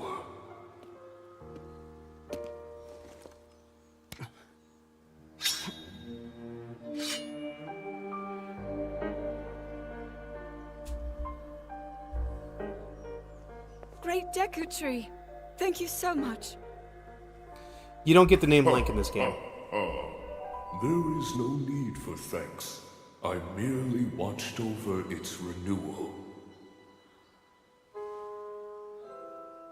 It is amazing that a sword can heal itself, no matter how badly damaged it becomes. It can do more than heal. The sword will continue to gain strength if bathed in sacred power. The stronger that power, the more powerful the sword becomes. The potential of this fabled blade may well be limitless. Truly the work of a goddess. A sword that grows ever stronger. The Master Sword.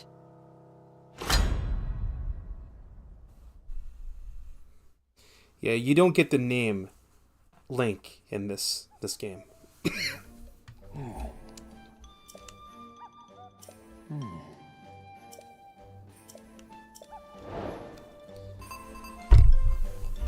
Recovering the hero's sword, and then that one's immediately cleared. Now, what was just said in that cutscene, which is like the very first cutscene, it says, will become even stronger when flooded with sacred power. We scroll down to the very last one, Zelda's Wish. The reason why the light dragon flies so high in the sky is because when it's high in the sky, it's able to bathe in holy light. Like, the skies of Hyrule have holy light coming down from the sky. So, the reason she turns into a dragon holding onto the Master Sword is because she realizes, okay, if the Master Sword couldn't defeat Ganondorf at its current strength, if I bathe it in light for 1,000 fucking years, then it will become so fucking powerful that the batteries on the goddamn thing still only last for 30 fucking hits. Which is stupid, but that's how that one works. Back to our map. We need to go to this Skyview Tower and head east. And this will lead us to the next geoglyph. Now I'm starting to get to the point where I'm hungry and I really need to eat dinner, but I haven't eaten dinner. I'm gonna have dinner like real late at night. I'm gonna have stuffed crust pizza. I don't care. I'll stay up till like 3 in the morning. Which, if I stay up till 3 in the morning, actually, in like 4... It technically isn't in 4 minutes or 6 minutes that I'll be like 1 year older. I was actually born around, I think it was 2:50 in the morning. On the 18th of September. So we'd still have to wait like 3-ish hours after midnight.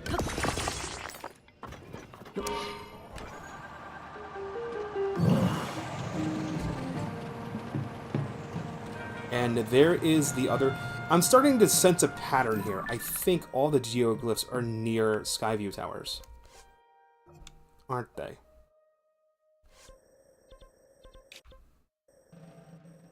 It's one that's shaped like a shell. It's past Zora's domain. this sky view tower will see it. This sky view tower will see this one.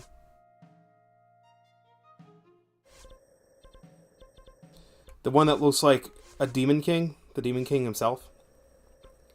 This sky view tower will view it. The one that looks like a dragon or something. There isn't a... Okay, that's the only one that breaks the pattern. I think you were born around 1 p.m., maybe 2 p.m. Why did it ask? Happy birthday. Oh, thank you.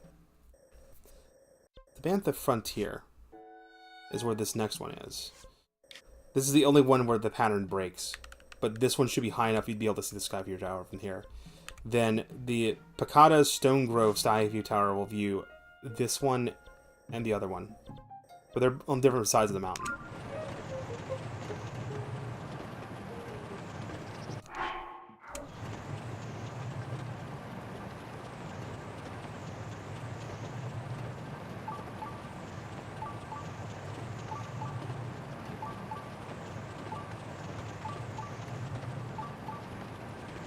I think the tier on this one is... That's what manually looking for it now.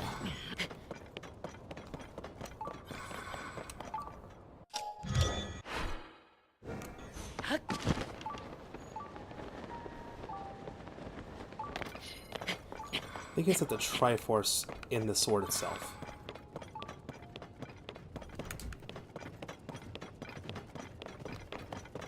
It's either that or it's at the tip of the sword.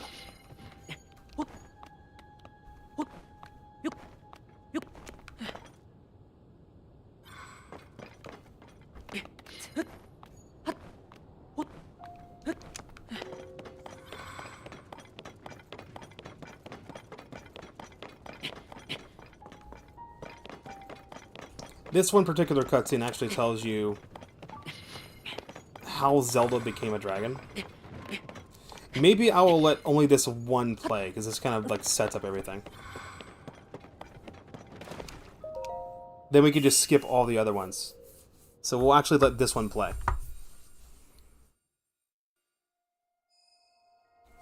Just remember what the great Deku Tree said. The longer the sword is bathed in holy light, the stronger the sword will become. At least as far as the story goes. It actually doesn't do that. Its base power is 30. I'm not kidding. Its base power is 30. Base power of the Master Sword in Tears of the Kingdom. The Master Sword does 30 damage. Does not increase when it's glowing near gloom. Oh, that's lame. You can fuse monster parts to make it stronger. Restrain him somehow.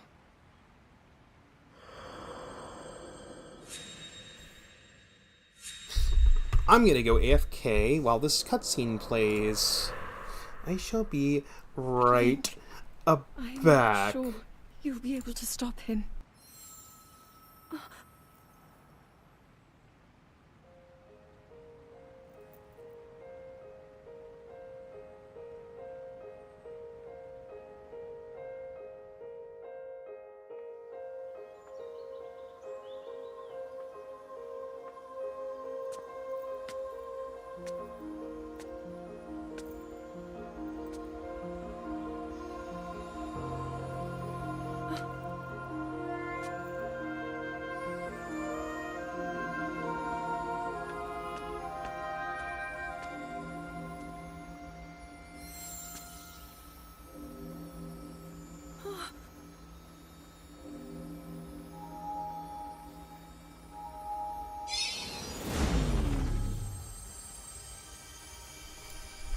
Oh, when I have to commentate, or Nintendo will fucking be mad.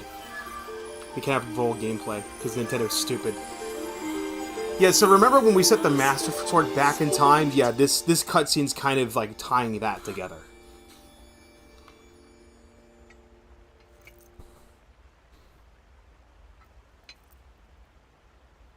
How is the Master Sword?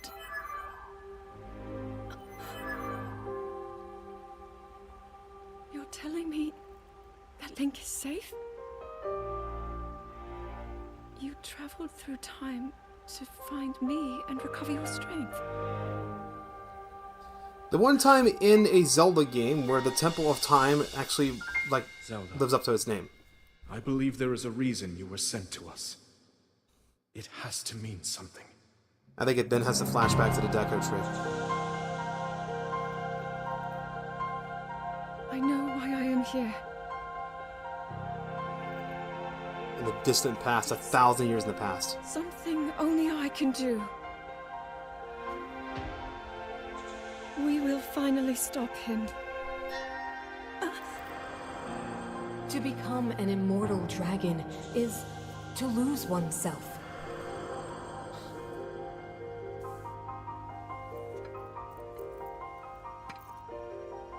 I'll be forever changed.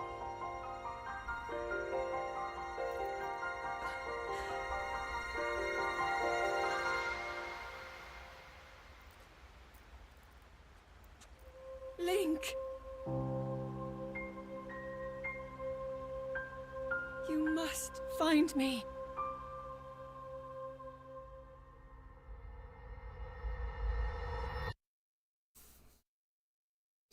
I think it was when we pulled the Master Sword from Zelda, or it's the very last tier that we get that shows her turning into a dragon. It's one of those two. I think it's the very last one, because there's one final tier you get when you've collected all of them.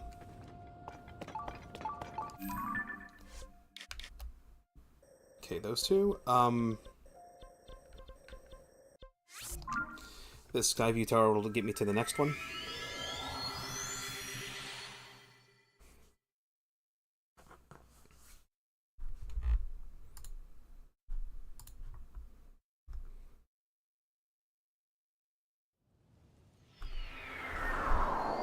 I'm gonna have to polish my banhammer, aren't I?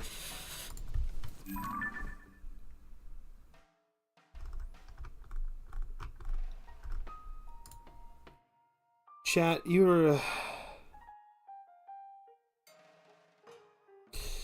remember that picture I shared at the beginning of the stream? Of like Azura as, you know, a furry, a cat? I literally see like 2 people reply to it, be like, not gonna lie, I'd hit with it. Think Azura as a furry looks good. Smash next. I'm gonna fucking punish. I'm gonna. Kitty is gonna use claws. Kitty is gonna claws. Oh, you weren't here. Oh, good. Here, let me share. Let me share that shit.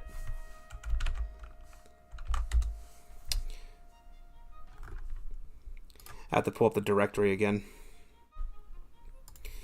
Hold on for just a moment. While I'm still trying to figure out where this other dragon tier is. It's near where I am. Yeah. I shared it at the beginning of the stream, but I'll pull it up again. I just have to find the folder. My folder is a nightmare. It's a nightmare. There's like so many things. It's like over a year of messing with an image generator will do this to you. It will do. You will have a hard drive with many folders with many images.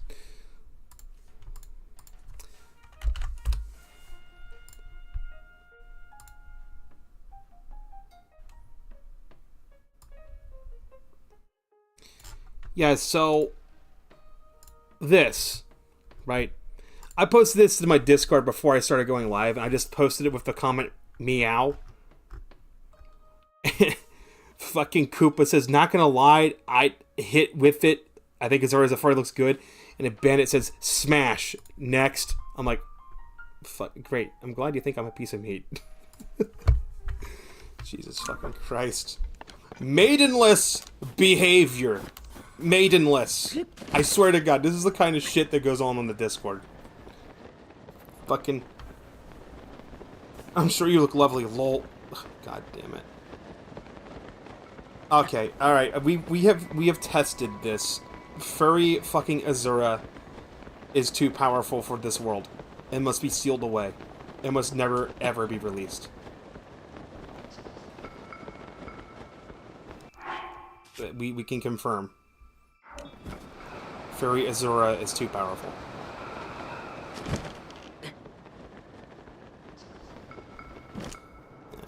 summon the bike. Summon the bike. I'm not gonna clear the distance.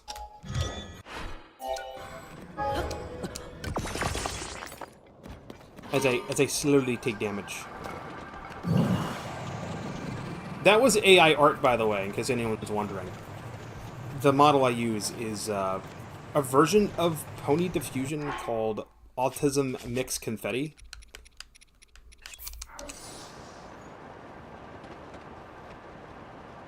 And it's actually... and the Pony Diffusion model is actually trained on anime, My Little Pony, and furry stuff. So it can do all three of them. So you can irritate all three groups of artists at the same time.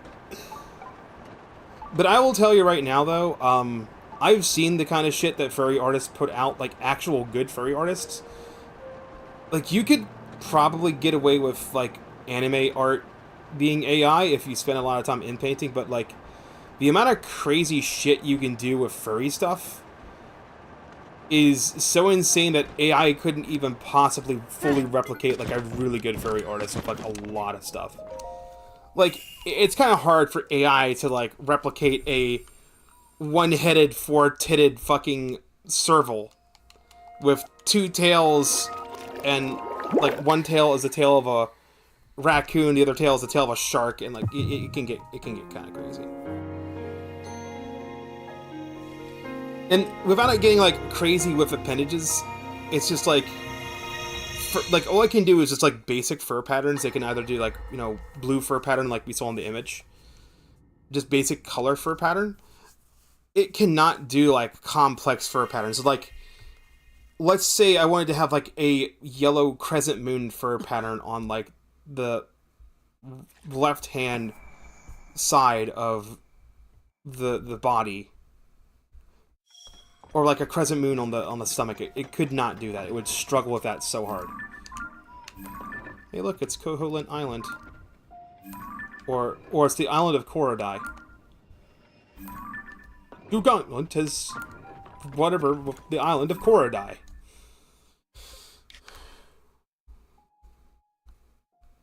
Fivetail's actually big fluffy tanuki fox part dragon. My OC. Nice. Nice.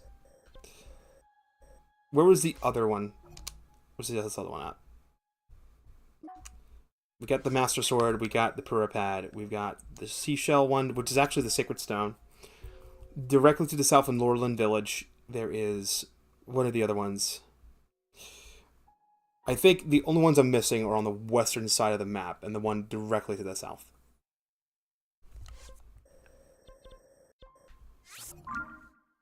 So we'll go to the Wetland Skyview Tower. You made that crap up. Oh, you did. But, like, AI couldn't do that, actually. A tanuki fox part dragon. Like, in my mind, I'm just imagining, like, a tanuki with a foxtail and, like, scaly dragon wings. No, it would be a tanuki with fox ears, a dragon tail, and dragon wings. That's what comes to mind.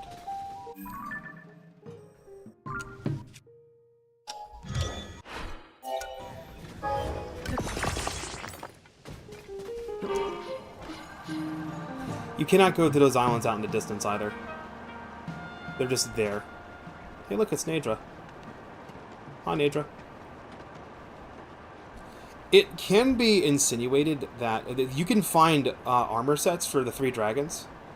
It can be insinuated that Nadra, Din, and Furore were also Zonai at one point that became draconified.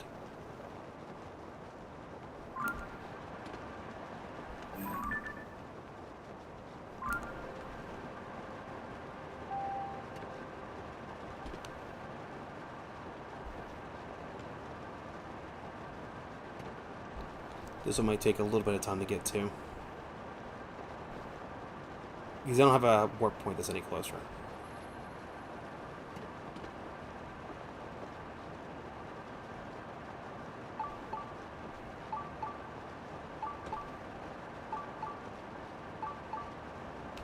It is irritating that you can't get to those two islands that are out there. They didn't look like they'd be too far away. They'd be just a little bit past this island over here. The since it's called a Koholint Rock, I would just call this Koholint Island. That name is directly from Link's Awakening. Bring back Morshu, damn it. Yeah. Go play Arzette. There's a Morshu-like character there. I see it already. It is right here.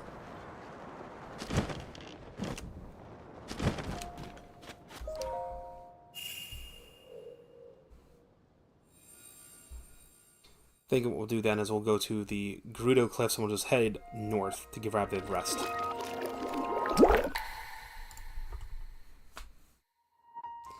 I am surprised that the internet has been behaving all night. It is now midnight. It is now September 18th, ladies and gentlemen. Happy birthday to me. Well, not really, not until like 3 o'clock in the morning, but still. I should have bought like a little cookie cake thing, as I knew my parents probably weren't going to get me one this year. Fuckers. Oh well.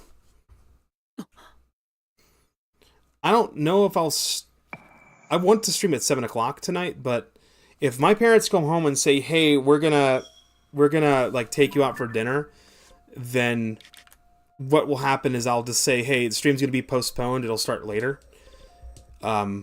Just because, you know, birthday or whatnot. But yeah. Where are we going next? We're going over to this. Is it this one or is it the other one?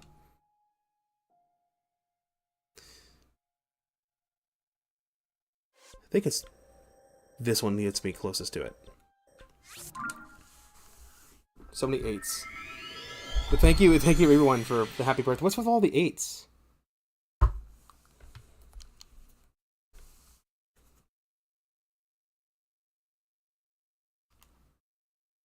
They say never ask an anime girl her age, right? But let me give you like a little hint. I'm a freaking hag. I'm not turning 8. I'm not turning 80 either. Hey, look, there's the geoglyph I'm looking for. No, in 6 years I'll be middle age. Yay. So I try to keep my mind off the fact that in... Oh, it's clap slang in Japanese. Oh, okay. Yeah, in about 6 years I'll be middle-aged, and I try not to think about it. I try to keep my mind off the fact that, hey, you know, my parents got married and had me with it by the time they were in their 20s. And by the time they're in their 30s, I was like a teenager. They're in their 40s. No, they're in their 30s. I don't know where they were. They're like somewhere in they're like mid 30s when I was a teenager. They're in their late 20s when they had me. They're in their mid 30s when I was like 12 or something. So they're in their upper 50s, lower 60s is where they are now. I really try not to think about it. It's like they made all this success, and here I am at the age I am, that I just turned. Well, I will turn in like a couple hours, and I still live with my parents, and I don't have a significant other. I'm not raising a kid. I'm not out on my own like I'd like to be, and it's really hard not to compare yourself to how your parents did, but the world that my parents grew up in is drastically different from the world we are in today. You have to understand, today you have artificial intelligence dictating whether or not somebody gets a job. you have BlackRock scooping up so many properties that the housing prices are almost $1 million for like a 2-bedroom, 1-bathroom house. A new car, like my vehicle cost me, I think it was $20,000 when I got it, and it was a used vehicle. After the pandemic, the price of a new vehicle,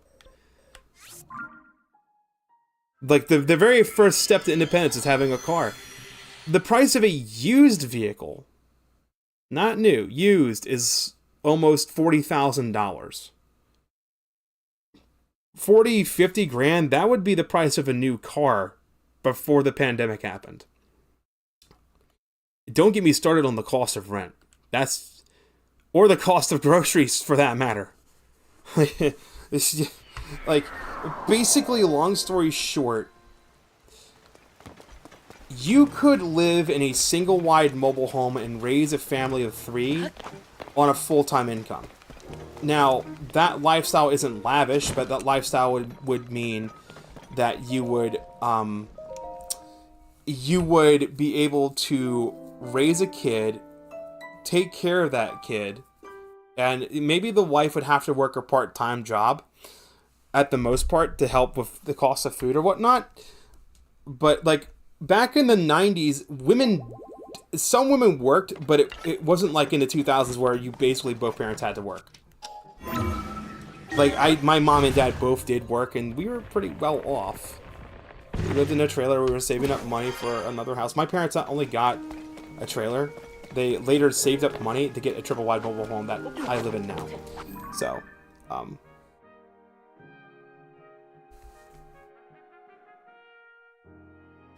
the world is crazy, and I don't know half of it for real. I was ignorant, very ignorant. Well, I will forgive you for being ignorant because you're young. It's just like ignorance is just part of being young. It just comes with the territory. You have a lot to learn. There are 2 geoglyphs left to investigate. Those are both the ones in Hebra, right? Hold on. We're getting confused. It says there's 2 left. It says there's 2 left, but I don't... There's 3 on my map. Huh? Oh, wait, no. We've gotten this one already. Very much I don't watch news. Don't watch the news. You don't need to watch the news. If you want to keep up on news, all you really do is just need to hit the news tab on any search engine, and it'll usually aggregate like headlines. But I'll tell you right now, if you're in high school, if you're in middle school or high school, which that's usually my audience is like middle school, high school, don't pay attention to the news. It'll just ruin your life. You have 0 reason to pay attention to the news as someone in school.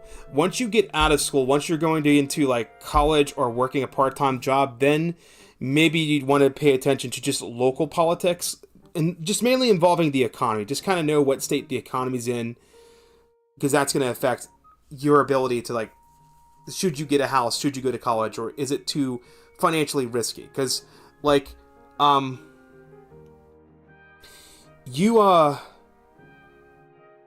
can't finish this thought. I'm probably too tired to finish this thought.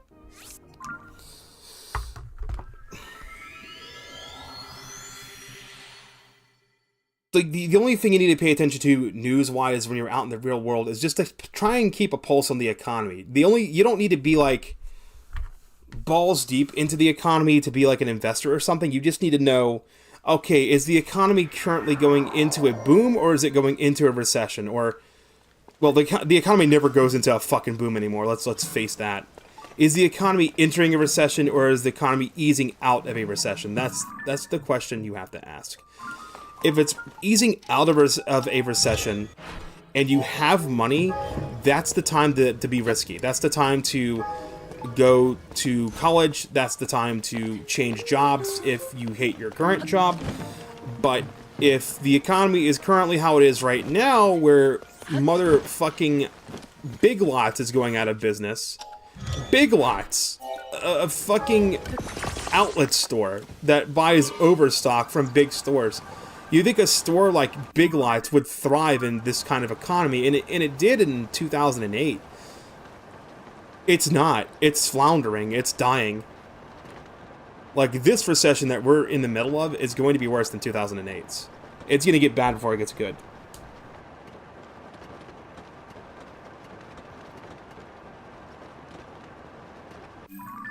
So it's really concerning when you see that stores like Big Lots are entering bankruptcy and closing. I think the reason why Big Lots might be closing, though, is because they overextended. They didn't used to do furniture. They just used to be like an outlet store, kind of like Ollie's Outlet. It was just a place you could buy stuff.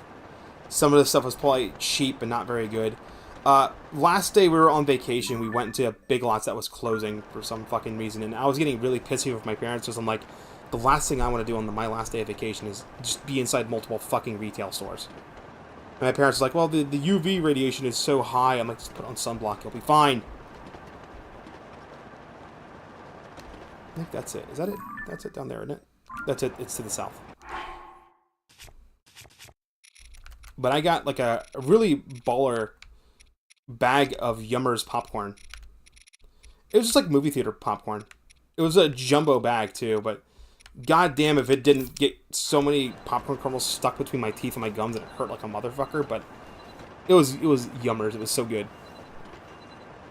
If I would stop shoving an entire fistful of popcorn in my mouth at the same time, then I wouldn't have the problem with kernels getting stuck on my teeth. Like if I grab like maybe 2 or 3 at a time. But I like to stuff my cheeks with popcorn like I'm a fucking squirrel when I eat I eat popcorn all weird. I'll stuff my face with it, like my mouth with it, like I'm a squirrel. And then just munch it. But that causes the little kernels to go sideways, and that's what causes the problem. It's gross.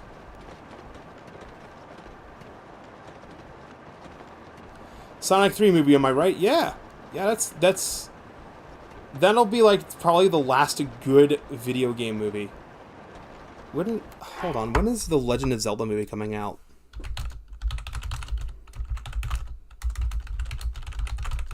Does it have a release date or not? Don't expect to see the movie in cinemas until at least 2025.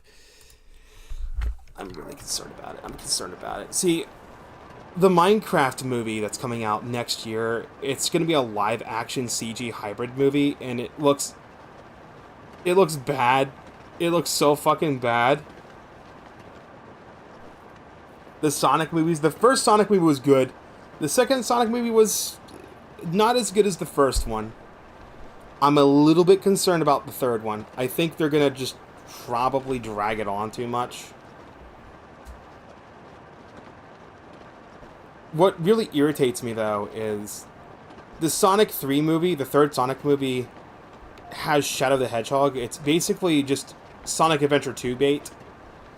Yet they decide to re-release Sonic Generations. They do a remake of Sonic Generations. And the reason why is because they didn't want to bring back the fucking Chow Garden. That's the reason why.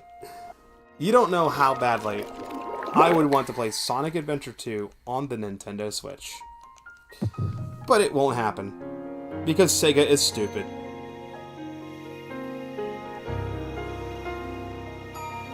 You didn't like 2 as much. Yeah, I feel the same way. Sonic Movie 2 wasn't bad, but it wasn't as good as the first one. It was, you know, it's like, I watched it, it's a movie, it wasn't bad.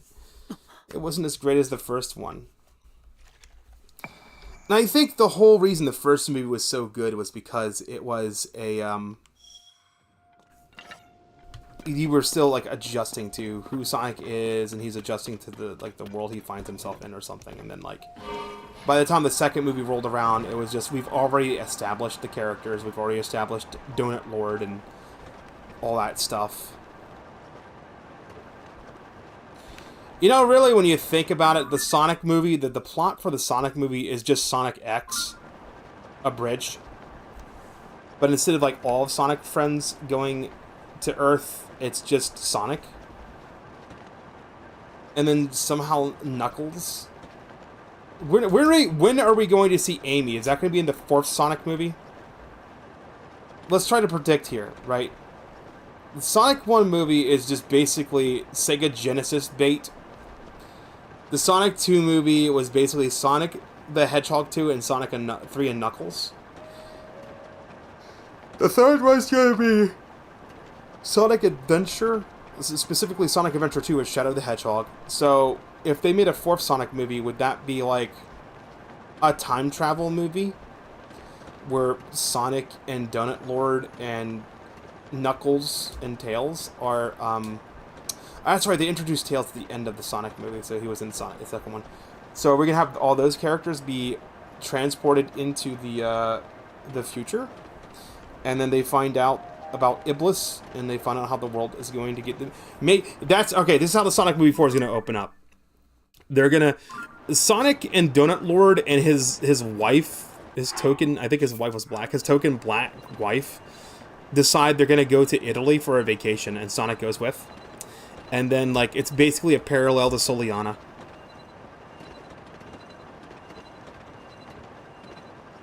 Oh no, they're gonna make another Sonic. If they made a Sonic 2 movie and they're making a Sonic 3 movie, they're gonna make a Sonic 4 movie. They probably just won't call it the Sonic 4 movie. They'll probably call it Sonic the Sonic movie, Iblis Trigger or something. They wouldn't call it Iblis Trigger. That would be too on the fucking nose. The Sonic movie, Time Warp or some shit. It'll involve like going into the distant future and then back to the present. And it'll introduce Amy Rose and Rouge the Bat, Blaze the Cat, and Silver the Hedgehog. Probably better to end at 3. Feels like a good spot to end it. Yeah, I agree. Same story with Shrek. But did you know that they're making a 6th Shrek movie? Did you know they're making a new Toy Story movie? They're making a Shrek 6 or 7, and they're making like a new Toy Story movie. It should have ended. Toy Story should have ended at Toy Story 2. Or Toy Story 3. Then they made a Toy Story 4. And now they're making a Toy Story 5. Shrek should have ended at Shrek Ever After. You know, the 3rd fucking Shrek movie. It did not.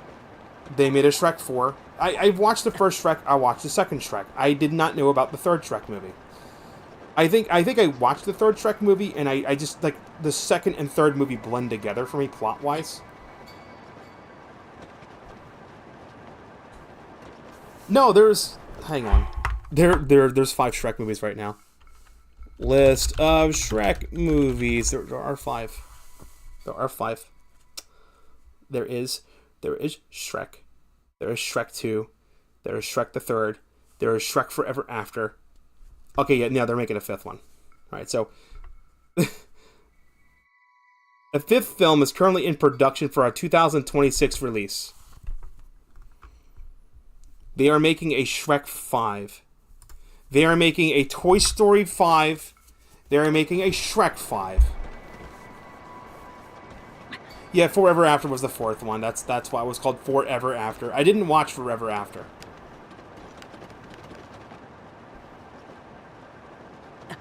They did call Forever After the final chapter. They fucking lied. They lied. My man, they lied so hard. They went, yeah, this is the last chapter, and then DreamWorks went, no, we need to make another Shrek movie.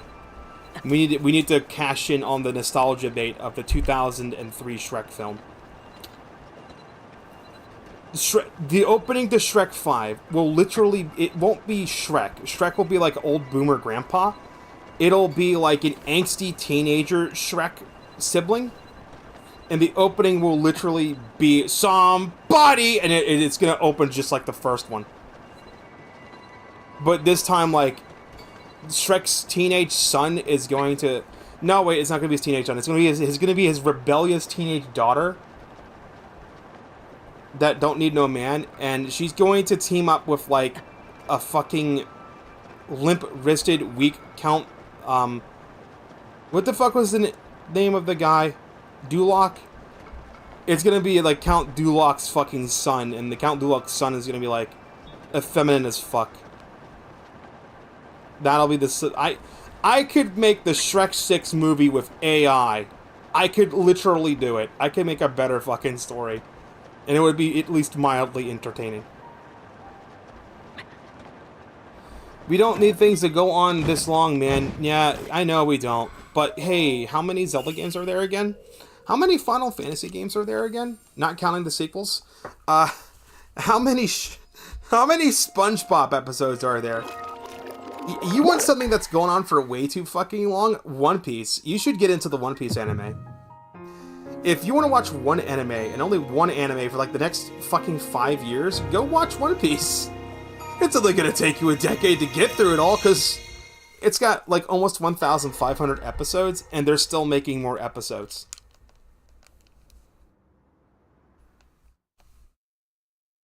Yeah, Farquaad. He got dead. Maybe Farquaad will have like a bastard son or something. Did we actually see Farquaad die? Was he ate by the... I can't remember how that went.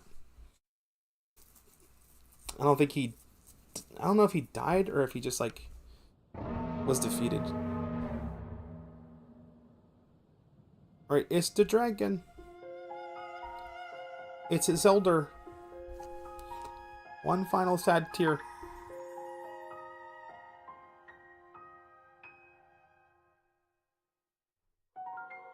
Oh, he get ate by the dragon. Right. Okay. Well, I mean, Farquaad could have some sort of magic. He could have had, like, a magic rune or something that would have prevented him from being digested by the dragon. Maybe, yeah, Shrek 6 will be, like, the dragon just takes a massive dragon shit. And, like, Farquaad comes out of the dragon shit or some shit. I don't know. Now we're just getting disgusting. That's disgusting. They wouldn't do that. That would be stupid.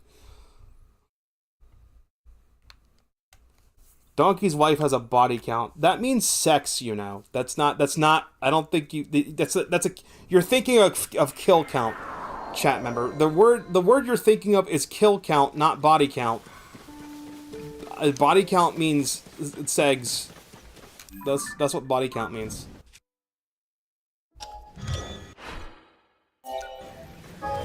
It wouldn't see that surprise to me to have him back somehow, yeah. Maybe, if all else fails, time travel, ladies and gentlemen, so maybe there is time travel. Maybe Lord Farquaad is from, like, a parallel universe or some shit. Maybe they'll be the antagonist. Because, like, Fairy Godmother was the antagonist for a few of the movies.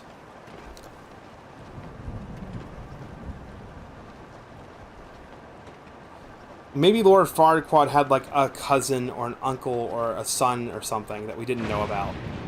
And he finds out about Shrek. And then they go invade the land of Ever After. To fucking be like, Arg, you killed my dad. And, like, in the opening scene, like, the dragon dies. The dragon gets killed. And, like, Donkey makes it fucking personal or some shit.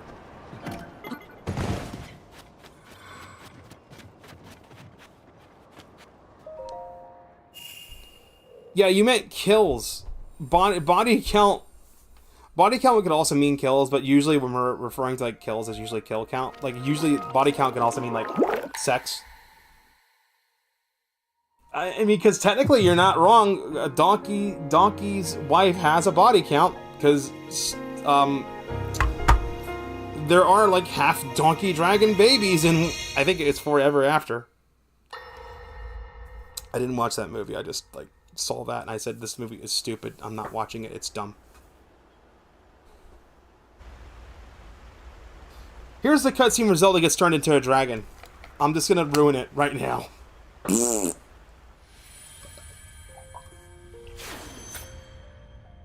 Was that the sword that seals the darkness? Ghost Farquaad. The blade Farquaad. that shatters so easily against my power cannot save you from me. The sword will continue to gain strength if bathed in sacred power. The stronger that power, the more Shrek the powerful Multiverse. the Yep, sword why not? becomes. After all, you possess more than power over time. You have a sacred power that can dispel evil. To swallow a secret stone is to become an immortal dragon, one blessed with eternal life.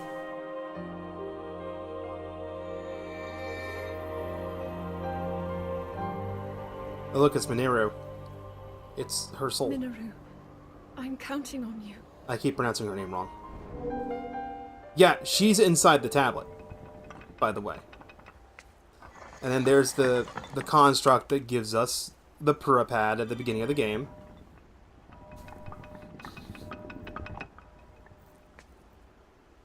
So Minoru has been the one that's been guiding Link to Zelda eventually.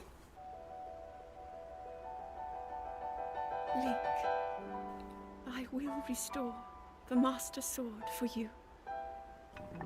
I will care for it until the time comes. I will pour my sacred power into it. It will be the weapon that defeats the Demon King.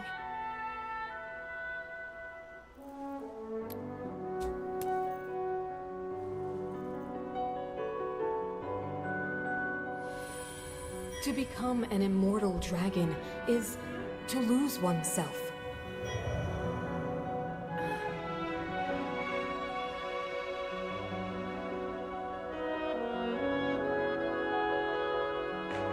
You must. A piece of candy. I hate ruining the cutscenes I have to because of Nintendo.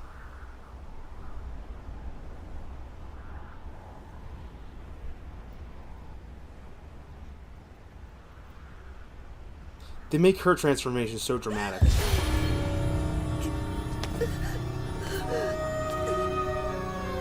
She quickly grabs the Master Sword before she turns. And I imagine this transformation is extremely painful. Because you're ripping your fucking body apart. Protect them all!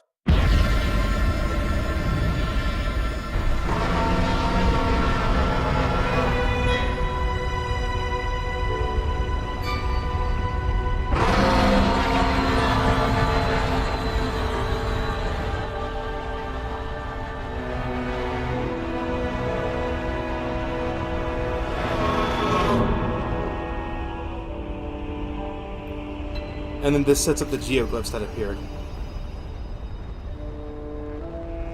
The tears containing the last bit of her being.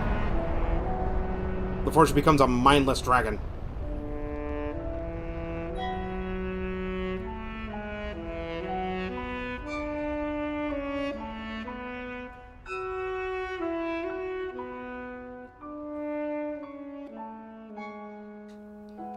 That's actually where that meme is. Would you like me if I'm still a worm? It's WYRM. Worm. Then there's the one I think I posted on the Discord already.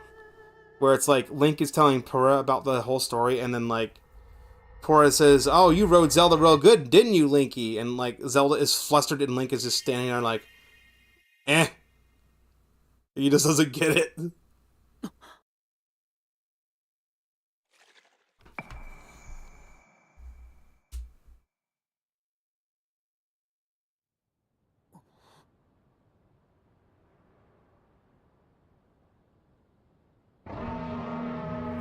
Now the dragon is going to fly lower in the sky so he can more easily get to it.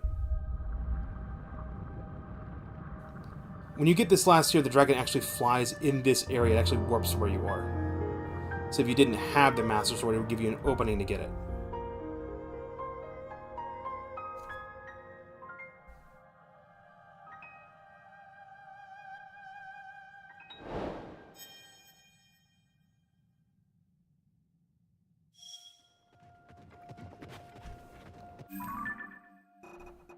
Now, is it every memory? We need all of them.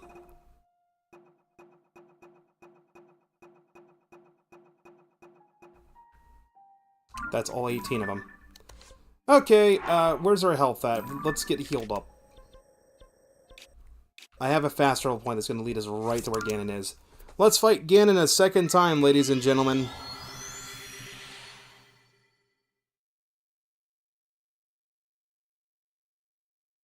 We have to do the one fight with Ganon's army first.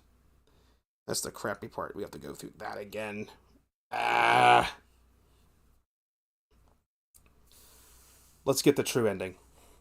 It's only going to take an extra hour. Let's get the true ending. The marathon stream. Marathon stream. This is why I sleep into 3 p.m. Marathon stream. This would be like a two for one deal. I finished Mario Sunshine last night. I'm gonna finish Tears tonight.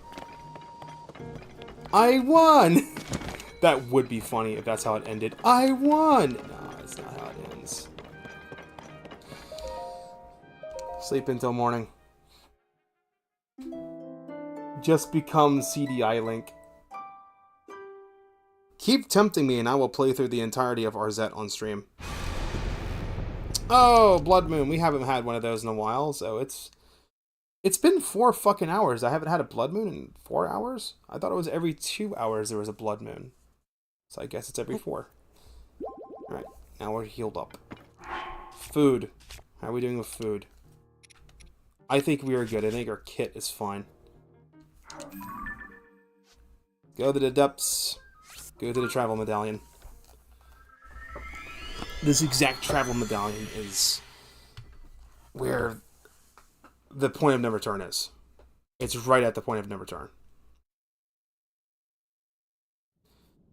Because once you initiate the boss fight, the fight with the Ganon's army down here, you can't warp out. It won't let you.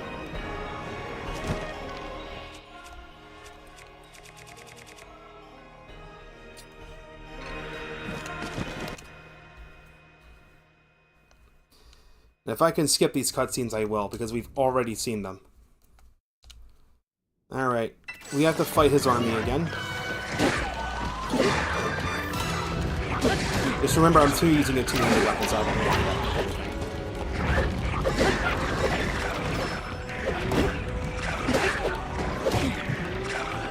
So, normally you would want to lock onto your enemies, but I think in this situation you actually don't want to unless it's the big guy.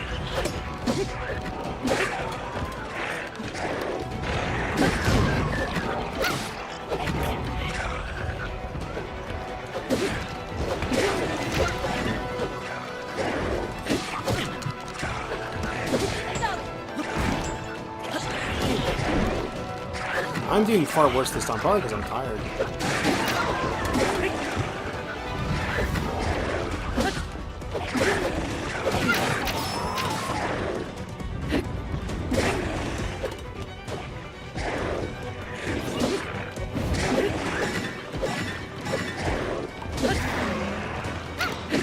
Yeah, I'm gonna have a pizza at like 1 o'clock in the morning. Jesus Christ.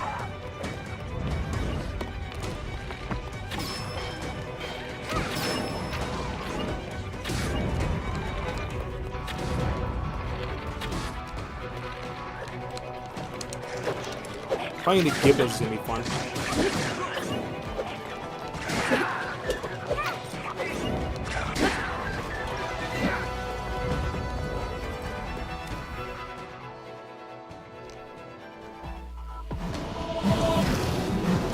Okay, this cannot be skipped. Can't skip this.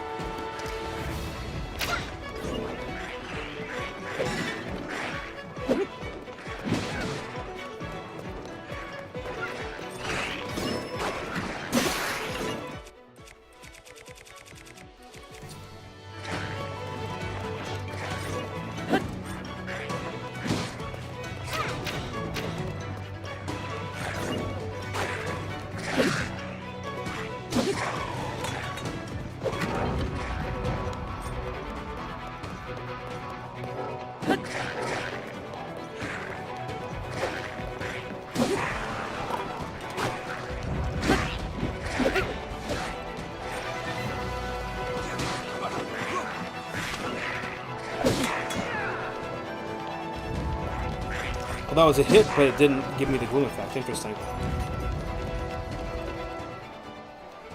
Right, then it's the Gibdos.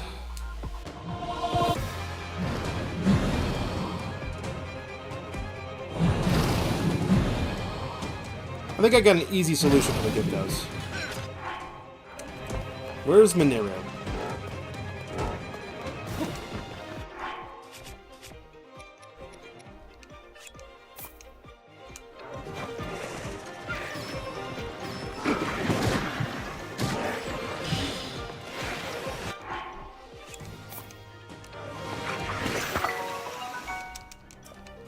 damn it, where's the fucking flame emitter?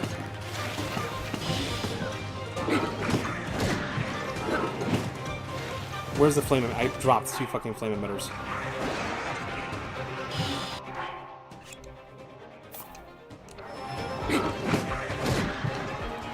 Bro, where are the flame emitters?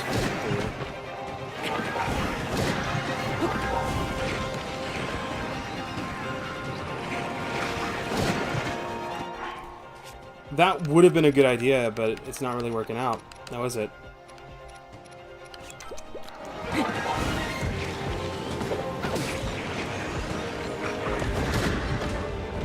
God damn.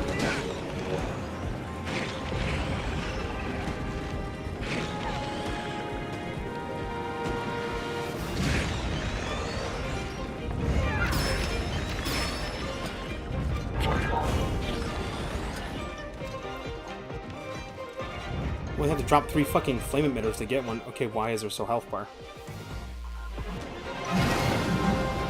So we get the marbles afterwards.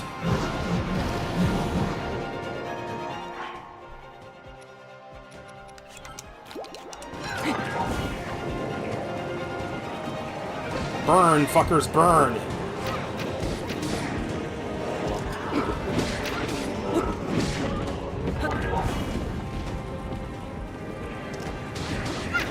I'm too lazy to get the cannon.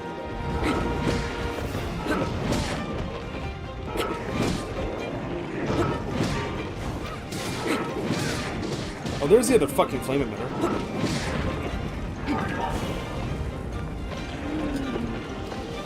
Burn, bitch. And then that is how you do that fight. Ride the mech. Ride the mech. Oh no, Link gets separated and it's sad.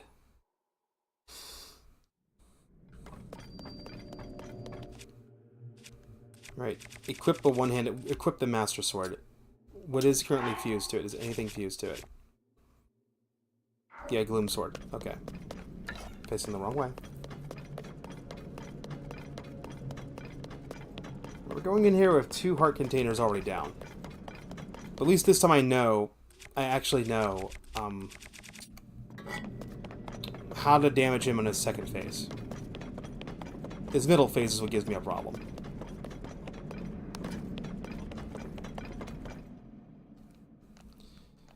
Yep, and then Ganon gets hydrated. We've seen this one already. Ganon gets hydrated. I just want to get the good ending, guys.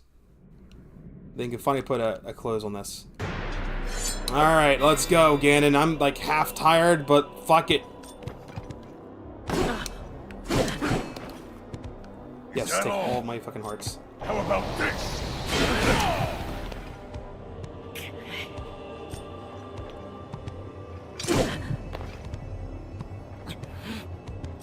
It's over.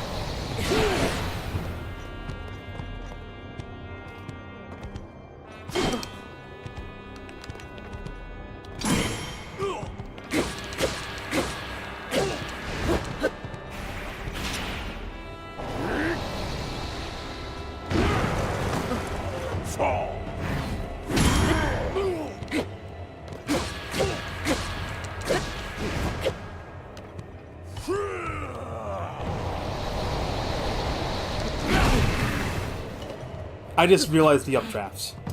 You're supposed to use the updraft, and not get hit by that. Die.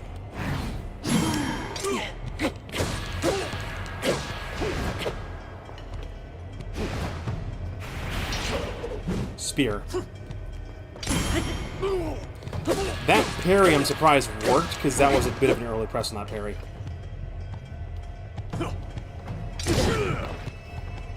Pathetic. Oh, shut your face.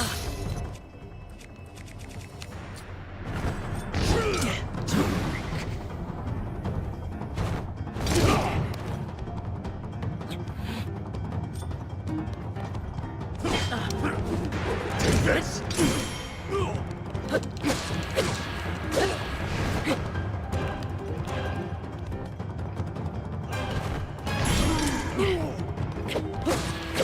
Come on, big guy. Sword again? Yeah, I didn't see that one coming.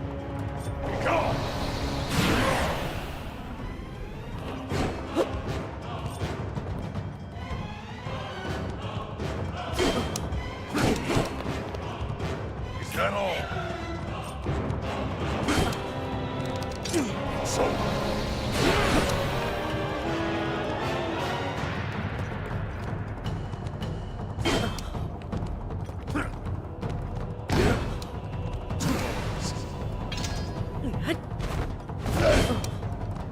I can bait him with a shield? I can bait him with a shield parry? Okay, that's new.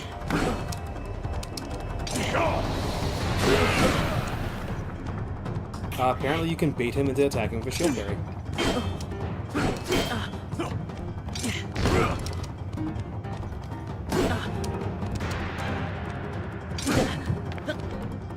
Pathetic. There's an opening after your attacks, too.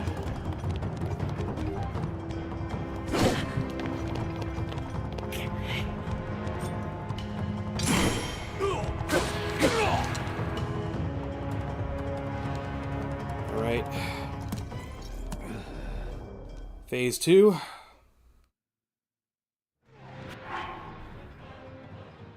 No, this is phase 3.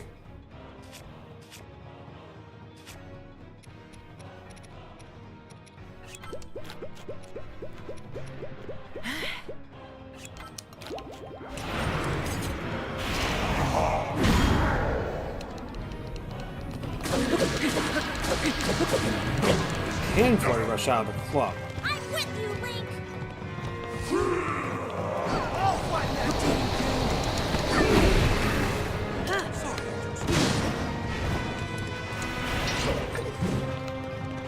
Lost my target. Taking you down, Demon!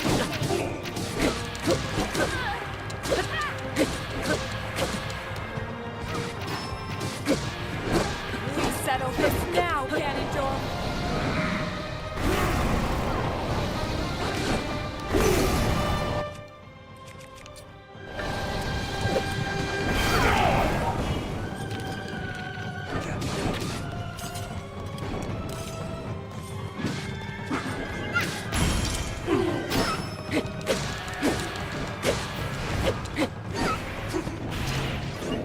Sword. Too late on the parry.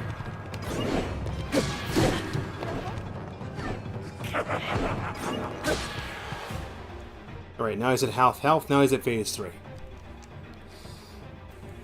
Alright, remember to counteract his bullets.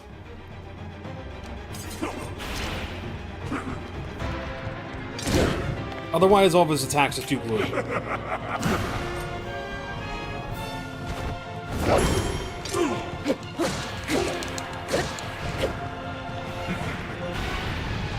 is the bow.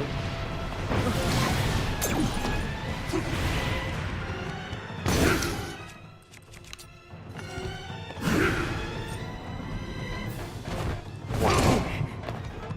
Too late.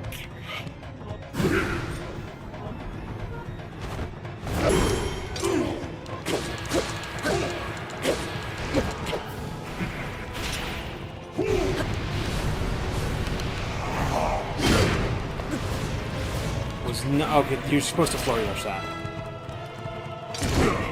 Too early.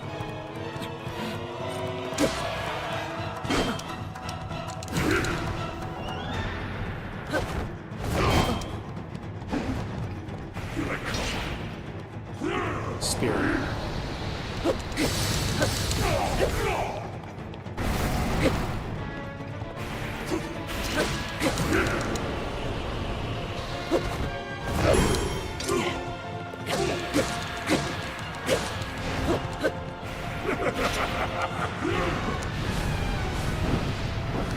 Sidestep, then flurry rush. He can't counter it with midair. Or he can.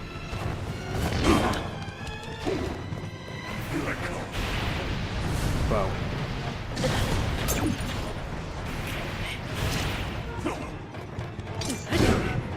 too early.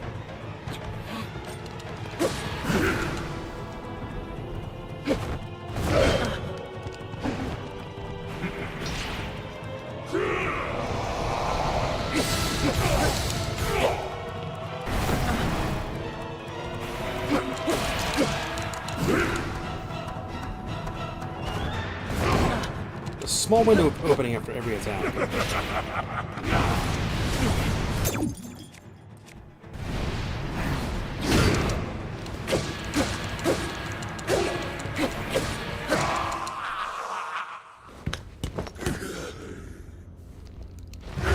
And he turns into dragon. We've seen dragon. I'm not skipping the final cutscene because that's where it's different. All right. Final dragon time.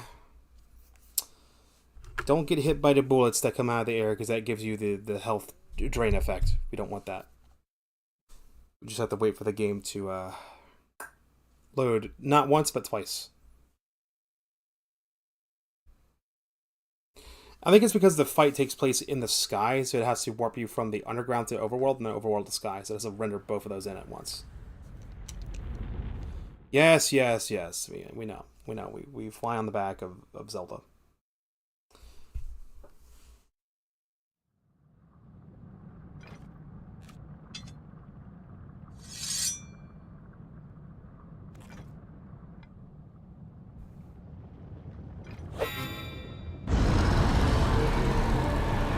Alright, big guy, round 2, let's go. Let's see if we can do this faster.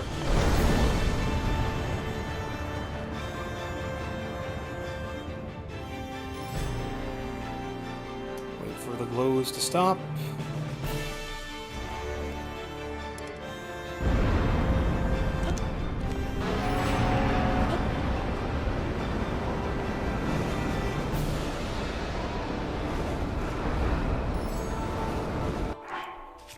I want to change Link's outfit.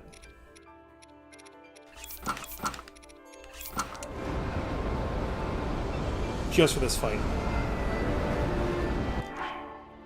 No, wait. Do I not have his hair? I didn't get his hair ring, really? I got the champion's tunic and now.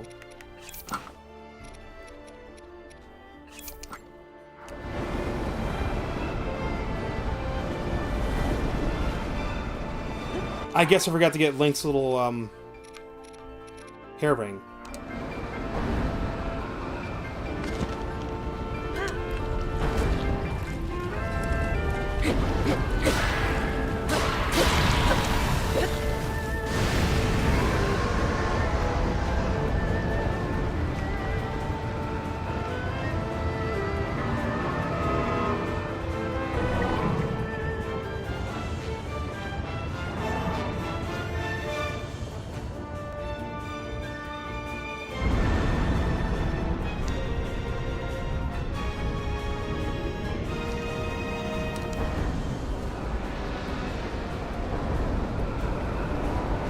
Like, it's really hard to get hit by those fucking things. By the fireballs. I was surprised when I got hit the first time. Like, I didn't know it was possible to get hit by them. I honestly thought it was just for show.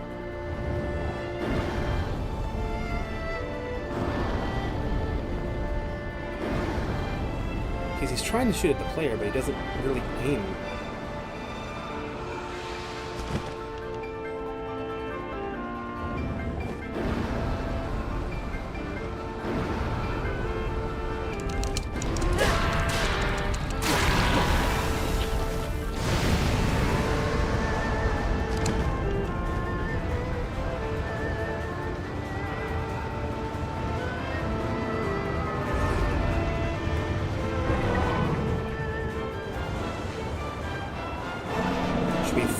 Points.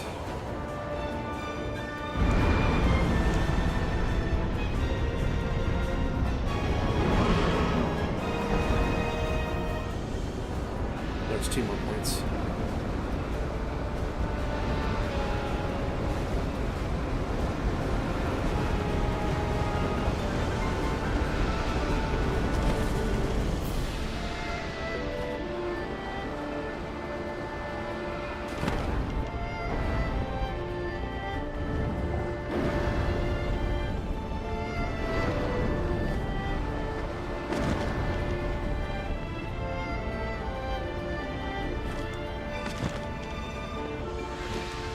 Fireballs, yum! Yeah. Fireballs, yum. This iron shield is damaged. Just give me the Iron Man shield.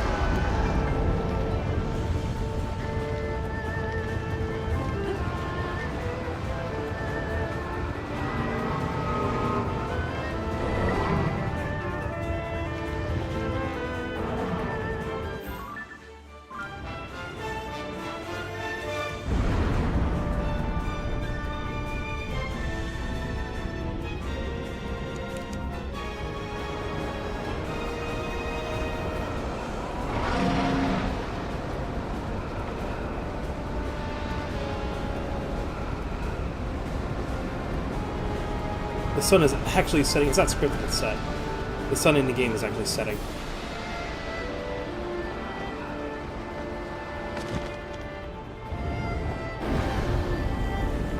I don't want the fireball. Fucking internet. Don't do it. I swear to God. I will smash my router into millions of pieces. Don't do this. Are we back? As soon as I saw I'm offline, I immediately paused the game. Okay, now we're back. Right when I had some concurrence, every fucking time, I swear to God.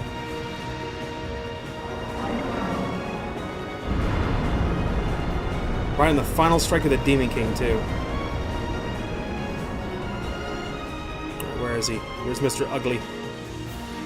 Hey, big guy.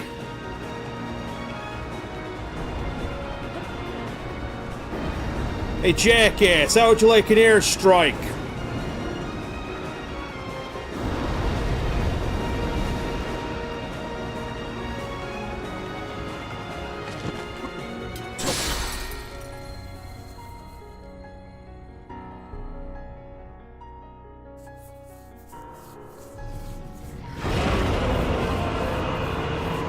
I beat you once and I'll beat you again.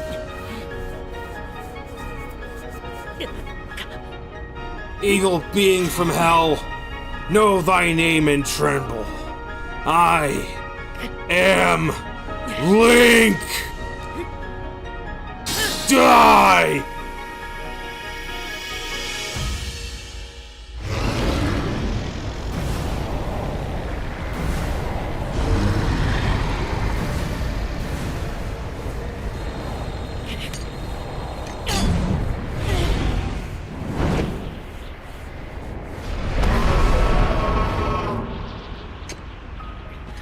Now that we're going to get the good ending of the game.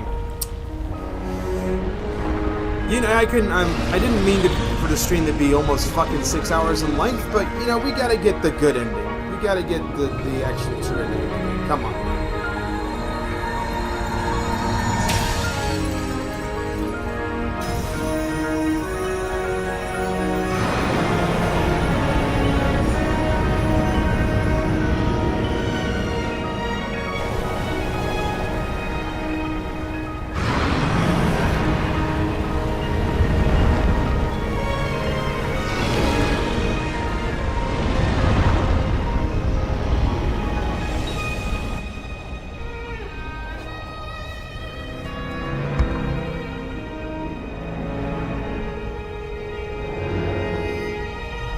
Time for nuke.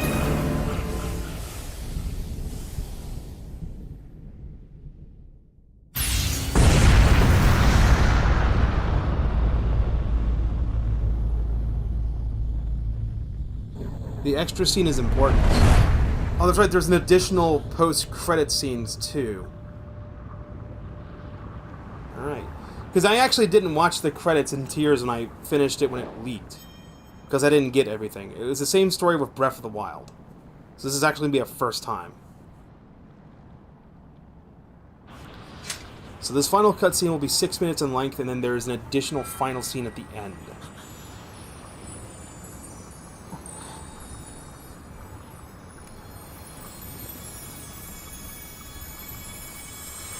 I deliberately changed Link's clothes so he's not wearing the stupid outfit.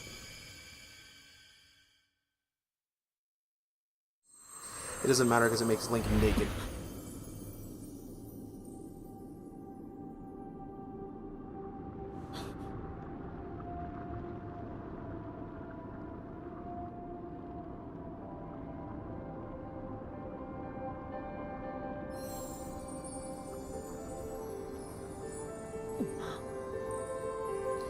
The main occurring theme in this game, reoccurring theme, is actually hands.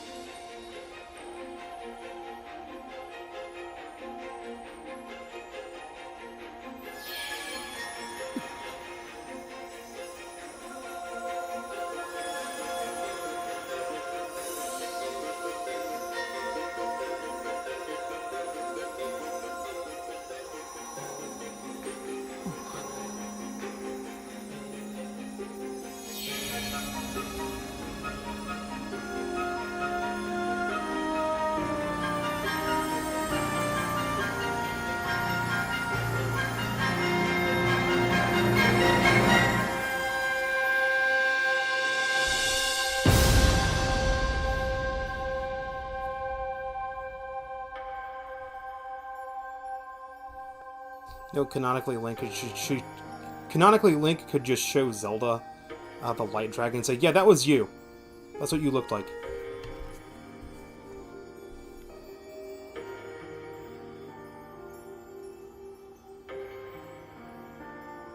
I didn't catch this first time.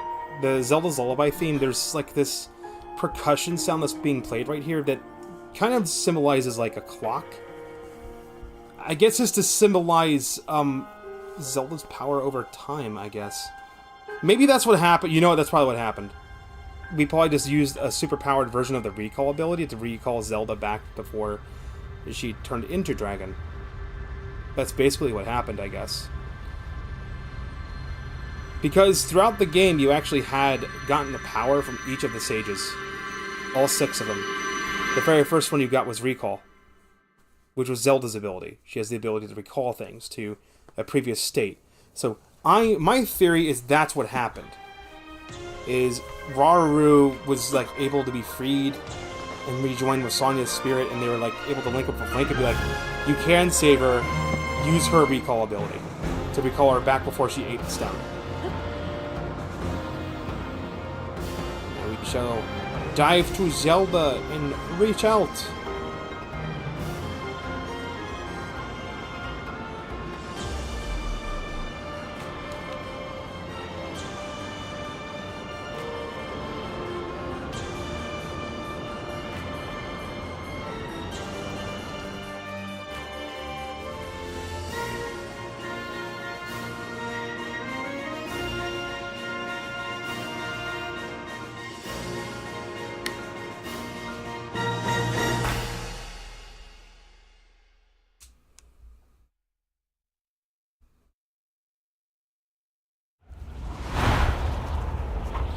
Now we get to the good cutscene.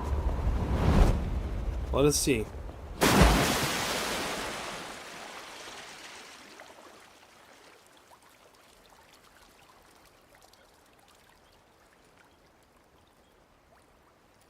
That was one hell of a splash.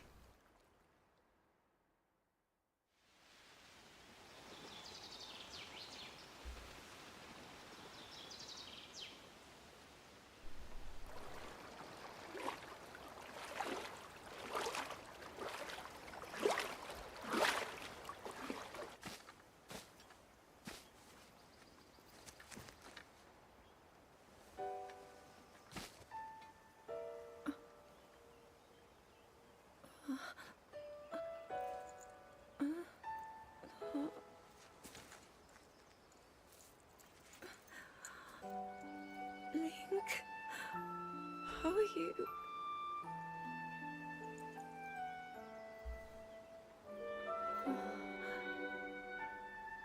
I was...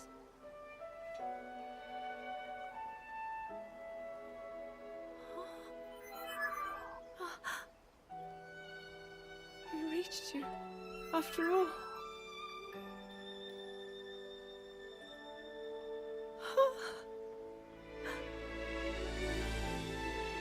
He's gone. The Demon King. I'm not in a dream, right? You did it.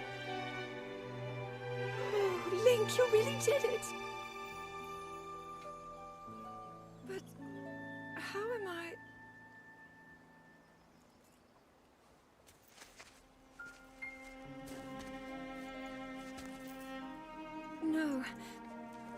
understand. I had been sleeping all this time. But when I felt something, like a warm, loving embrace, I woke up.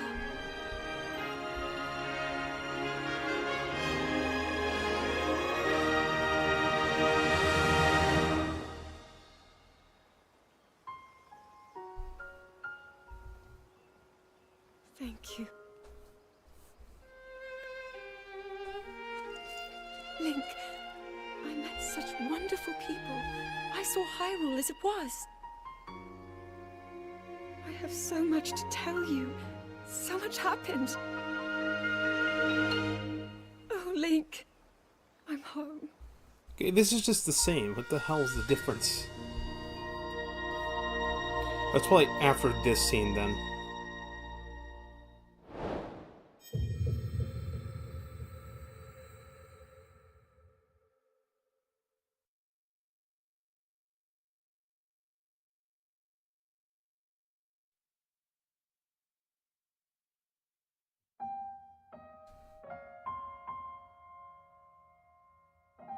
Okay, we didn't get the... Why didn't we get the ending? Did the internet just die again?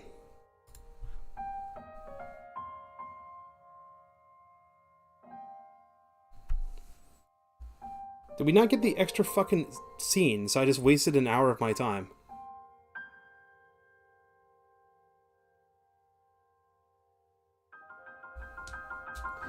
Okay, what the hell, man?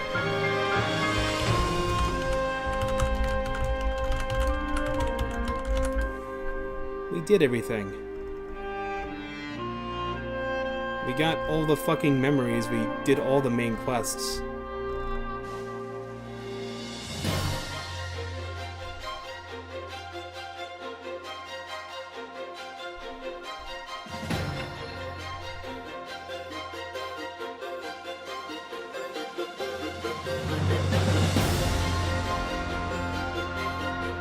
Oh, it's after the credits.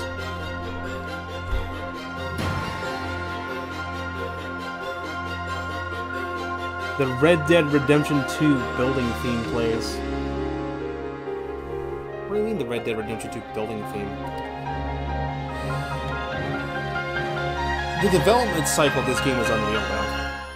It was absolutely unreal. Watching the devlogs on this game was actually really interesting. How the game started off as just like them modding and tinkering with the Breath of the Wild engine and going, hey, let's stick things together and see how they work. You look at like how they had to reprogram the game's physics. They couldn't have just static mechanical animated objects. They actually had to calculate physics real time, or else everything breaks.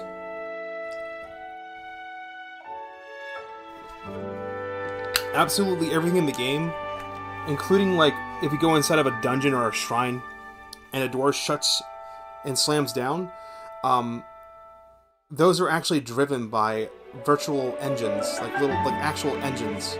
The game calculates like a pulley that will shut the door down. That's why the game is programmed to move any objects away from the door if there's an object near it, because it'll jam the door open.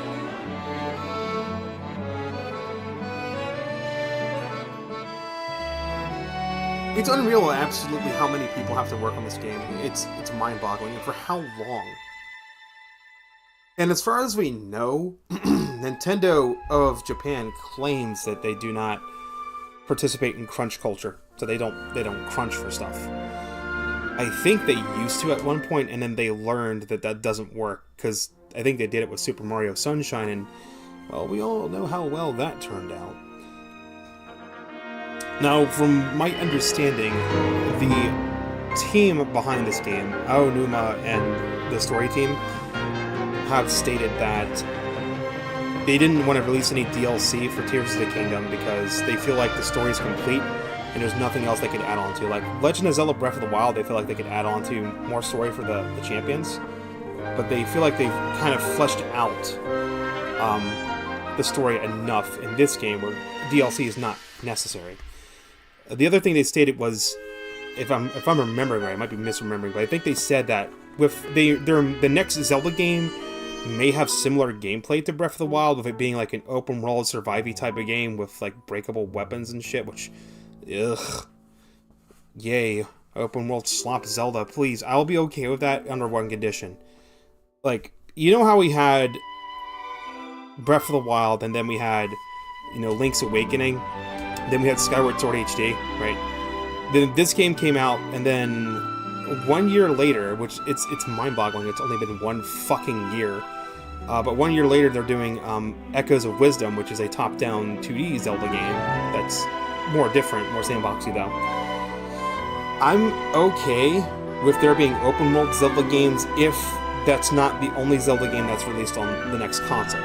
If they have a open world Zelda game like Breath of the Wild, where it's an open world game and you have weapons and armor and all that shit, I would be okay with them building on top of this, because this game still has, there's things they could build on top of. Like, instead of Hyrule being destroyed, maybe have, like, something like Ocarina of Time. Like, imagine Ocarina of Time, but blown up to the scale of Breath of the Wild. And then you go into, like, Kakariko Village, and there's, like, side quests and stuff you can do that'll lead you to different little side areas. There's still, like, the overarching main quest that'll lead you to all the dungeons. And then you can pad out the game of, like, you start to go toward a dungeon, you do some quest that leads you up to the dungeon where you're introduced to a main character or something into that dungeon, then do the dungeon itself, then you go on to the next one. You kind of go like that. That's kind of how this game went. But then, like, number one, I'd want to see a fully inhabited settlements with NPCs you can talk to that could lead you into, like, side dungeons and caves.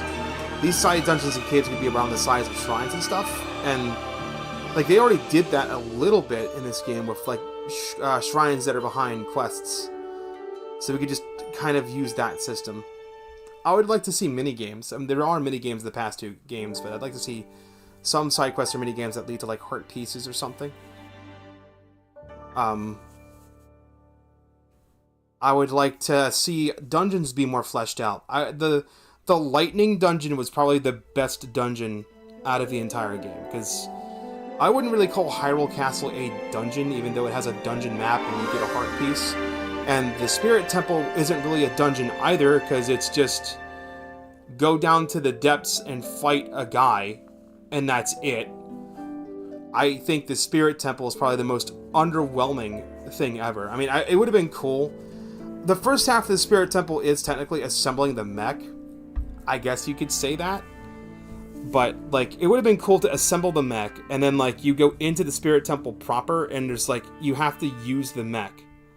Like, the entire dungeon being centered around, like, actually operating the mech and fusing different components onto it and using the mech to solve puzzles.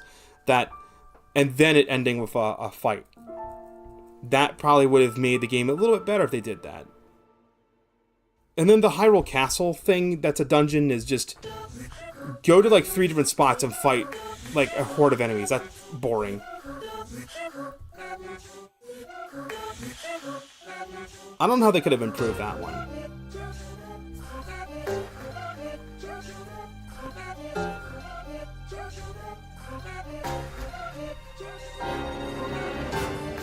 But if they were to take the Lightning Temple and use that as a template and go, okay, this is kind of how we're going to build the dungeons, that'll be fine. Like, all the dungeons in the game except for 2 of them, which is Hyrule Castle and Spirit Temple, they were all in this pattern of go to central area to get the map. Well, you already have the map, but get to the central area, go to the 4 points on the map, touch the 4 points, and then fight the boss. And if you look at every traditional Zelda game, like, if you draw out how you move on a map, it's very similar to that. It's usually you go to, like, every room in some sort of path. Oh, although I will say the weakest dungeon out of them all, aside from Spirit Temple,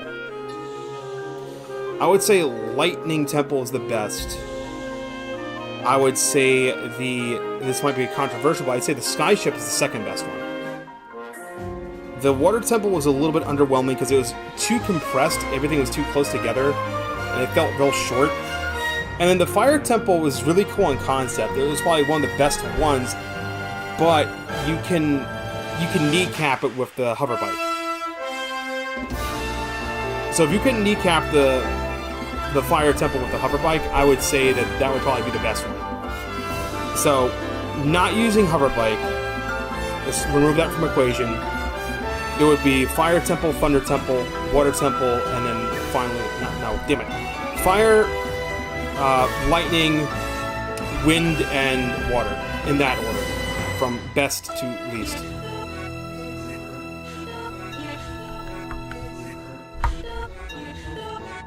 This fucking sample right here, something's being said in reverse, and I don't know what the fuck it is.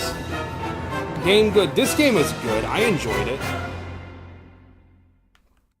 Nintendo is the author of this software for purpose of copyright. We own the game. Fuck you. Just don't copy our floppy.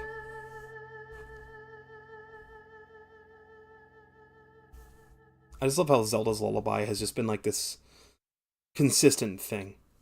Alright, post-credit scene time. The end. There's no post-credit scene. Fuck you. I have been lied to.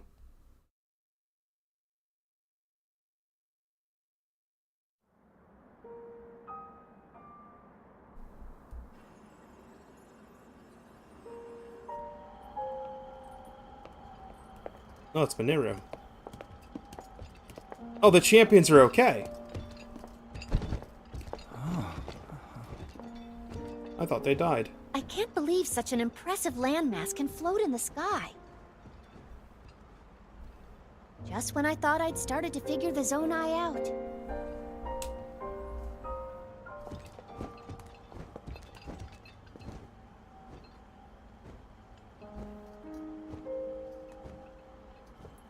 Everyone, I am glad I was able to bring you all here.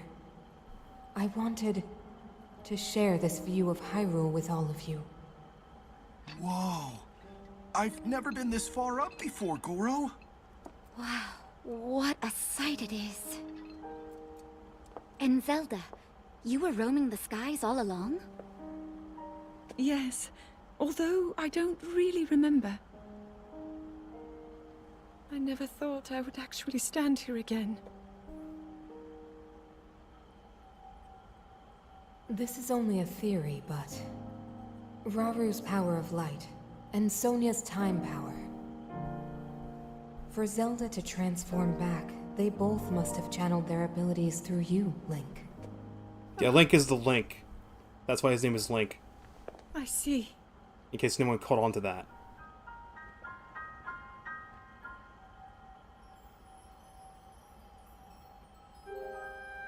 Oh, goodbye, Mineru. It's time for her to pass on, finally. And join her brother. Now it seems. It is my time. Mineru! I keep pronouncing her name wrong. You have overcome the burden my era left to you. You have proven yourself, and you no longer need me. No, furry mom. I know I can move on. Join Raru and the others, and the world will be safe.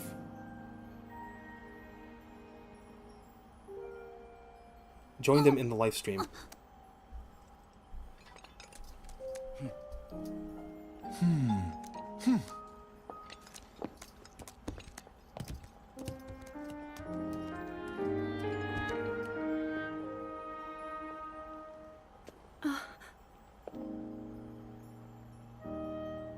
Those of us gathered here swear on our lives to support Princess Zelda and... Oh. They messed up. To support Princess Zelda and safeguard the land of Hyrule.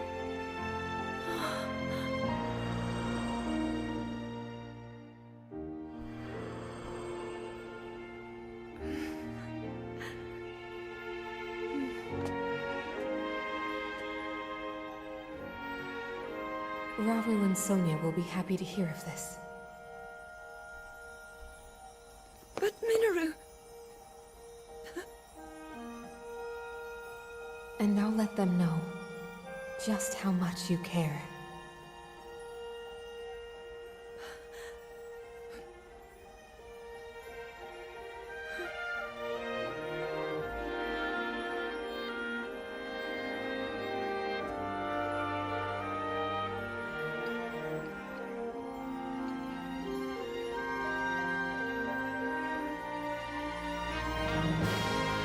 Thank you all.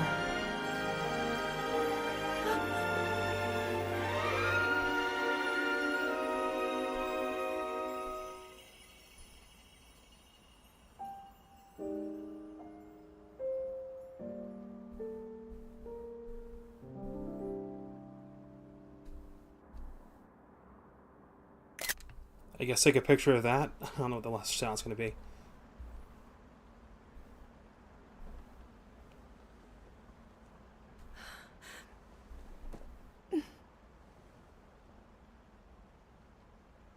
King Rauru, Queen Sonia, Minoru. The ancient sages.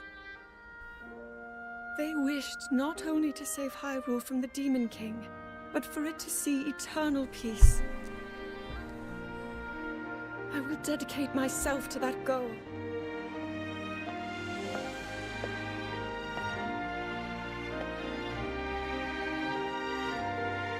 Now, and for all time.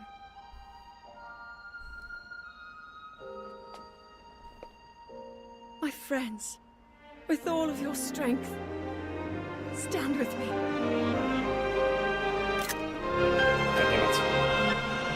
You save a screenshot so I can get the perfect shot out of it.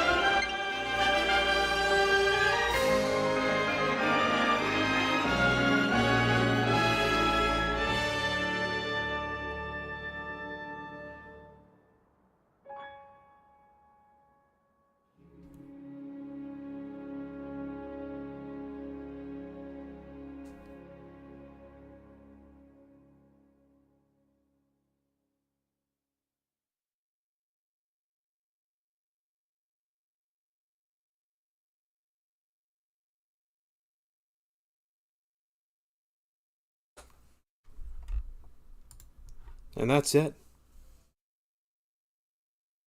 May I go now? My planet needs me? Yeah, you may go, Mal. Your planet needs you. Now, we finally finished both Breath of the Wild-like games. Both Breath of the Wild and Tears of the Kingdom. Both of them were rather really great games in terms of story. Gameplay was pretty fun moment to moment, but there are some sore spots that could be addressed, hopefully in the next Zelda game. I am actually curious what Nintendo's next big Zelda game is going to be. I'm not talking about Echoes of Wisdom. That's kind of like a side game, basically, to hold people over. It's going to be on the next system, definitely. If they release a new big Zelda game on Switch, I swear to God. I swear to fucking Christ. Let the system rest already. But yeah, that's going to do it for stream. Thank you for watching tonight's stream. Tomorrow I'm going to be over on kick.com. I'm going to be playing Minecraft. And it's going to be my birthday tomorrow. Then Thursday we're going to be playing games on Twitch. I'm not streaming on Friday. If I go to chatting, we can pull up the thing. I'm not streaming on Friday because I'm planning to go out of town on Friday and celebrate my birthday late, because I want to go to this place called Manor Arcadia, and they're not open until like Friday. So they're not open Monday through Wednesday. They're open on Thursday, but I have to work Thursday, and they're open on Friday, Saturday, and Sunday. So I'm going to be checking that place out on Friday, and actually, I guess, celebrate my birthday then. Until then, everyone, thank you so much for watching. I will catch you guys tomorrow over on kick.com. Until then, rest well, everyone, and sweet dreams. No more 6-hour streams, I swear to God, I can't do this, dude.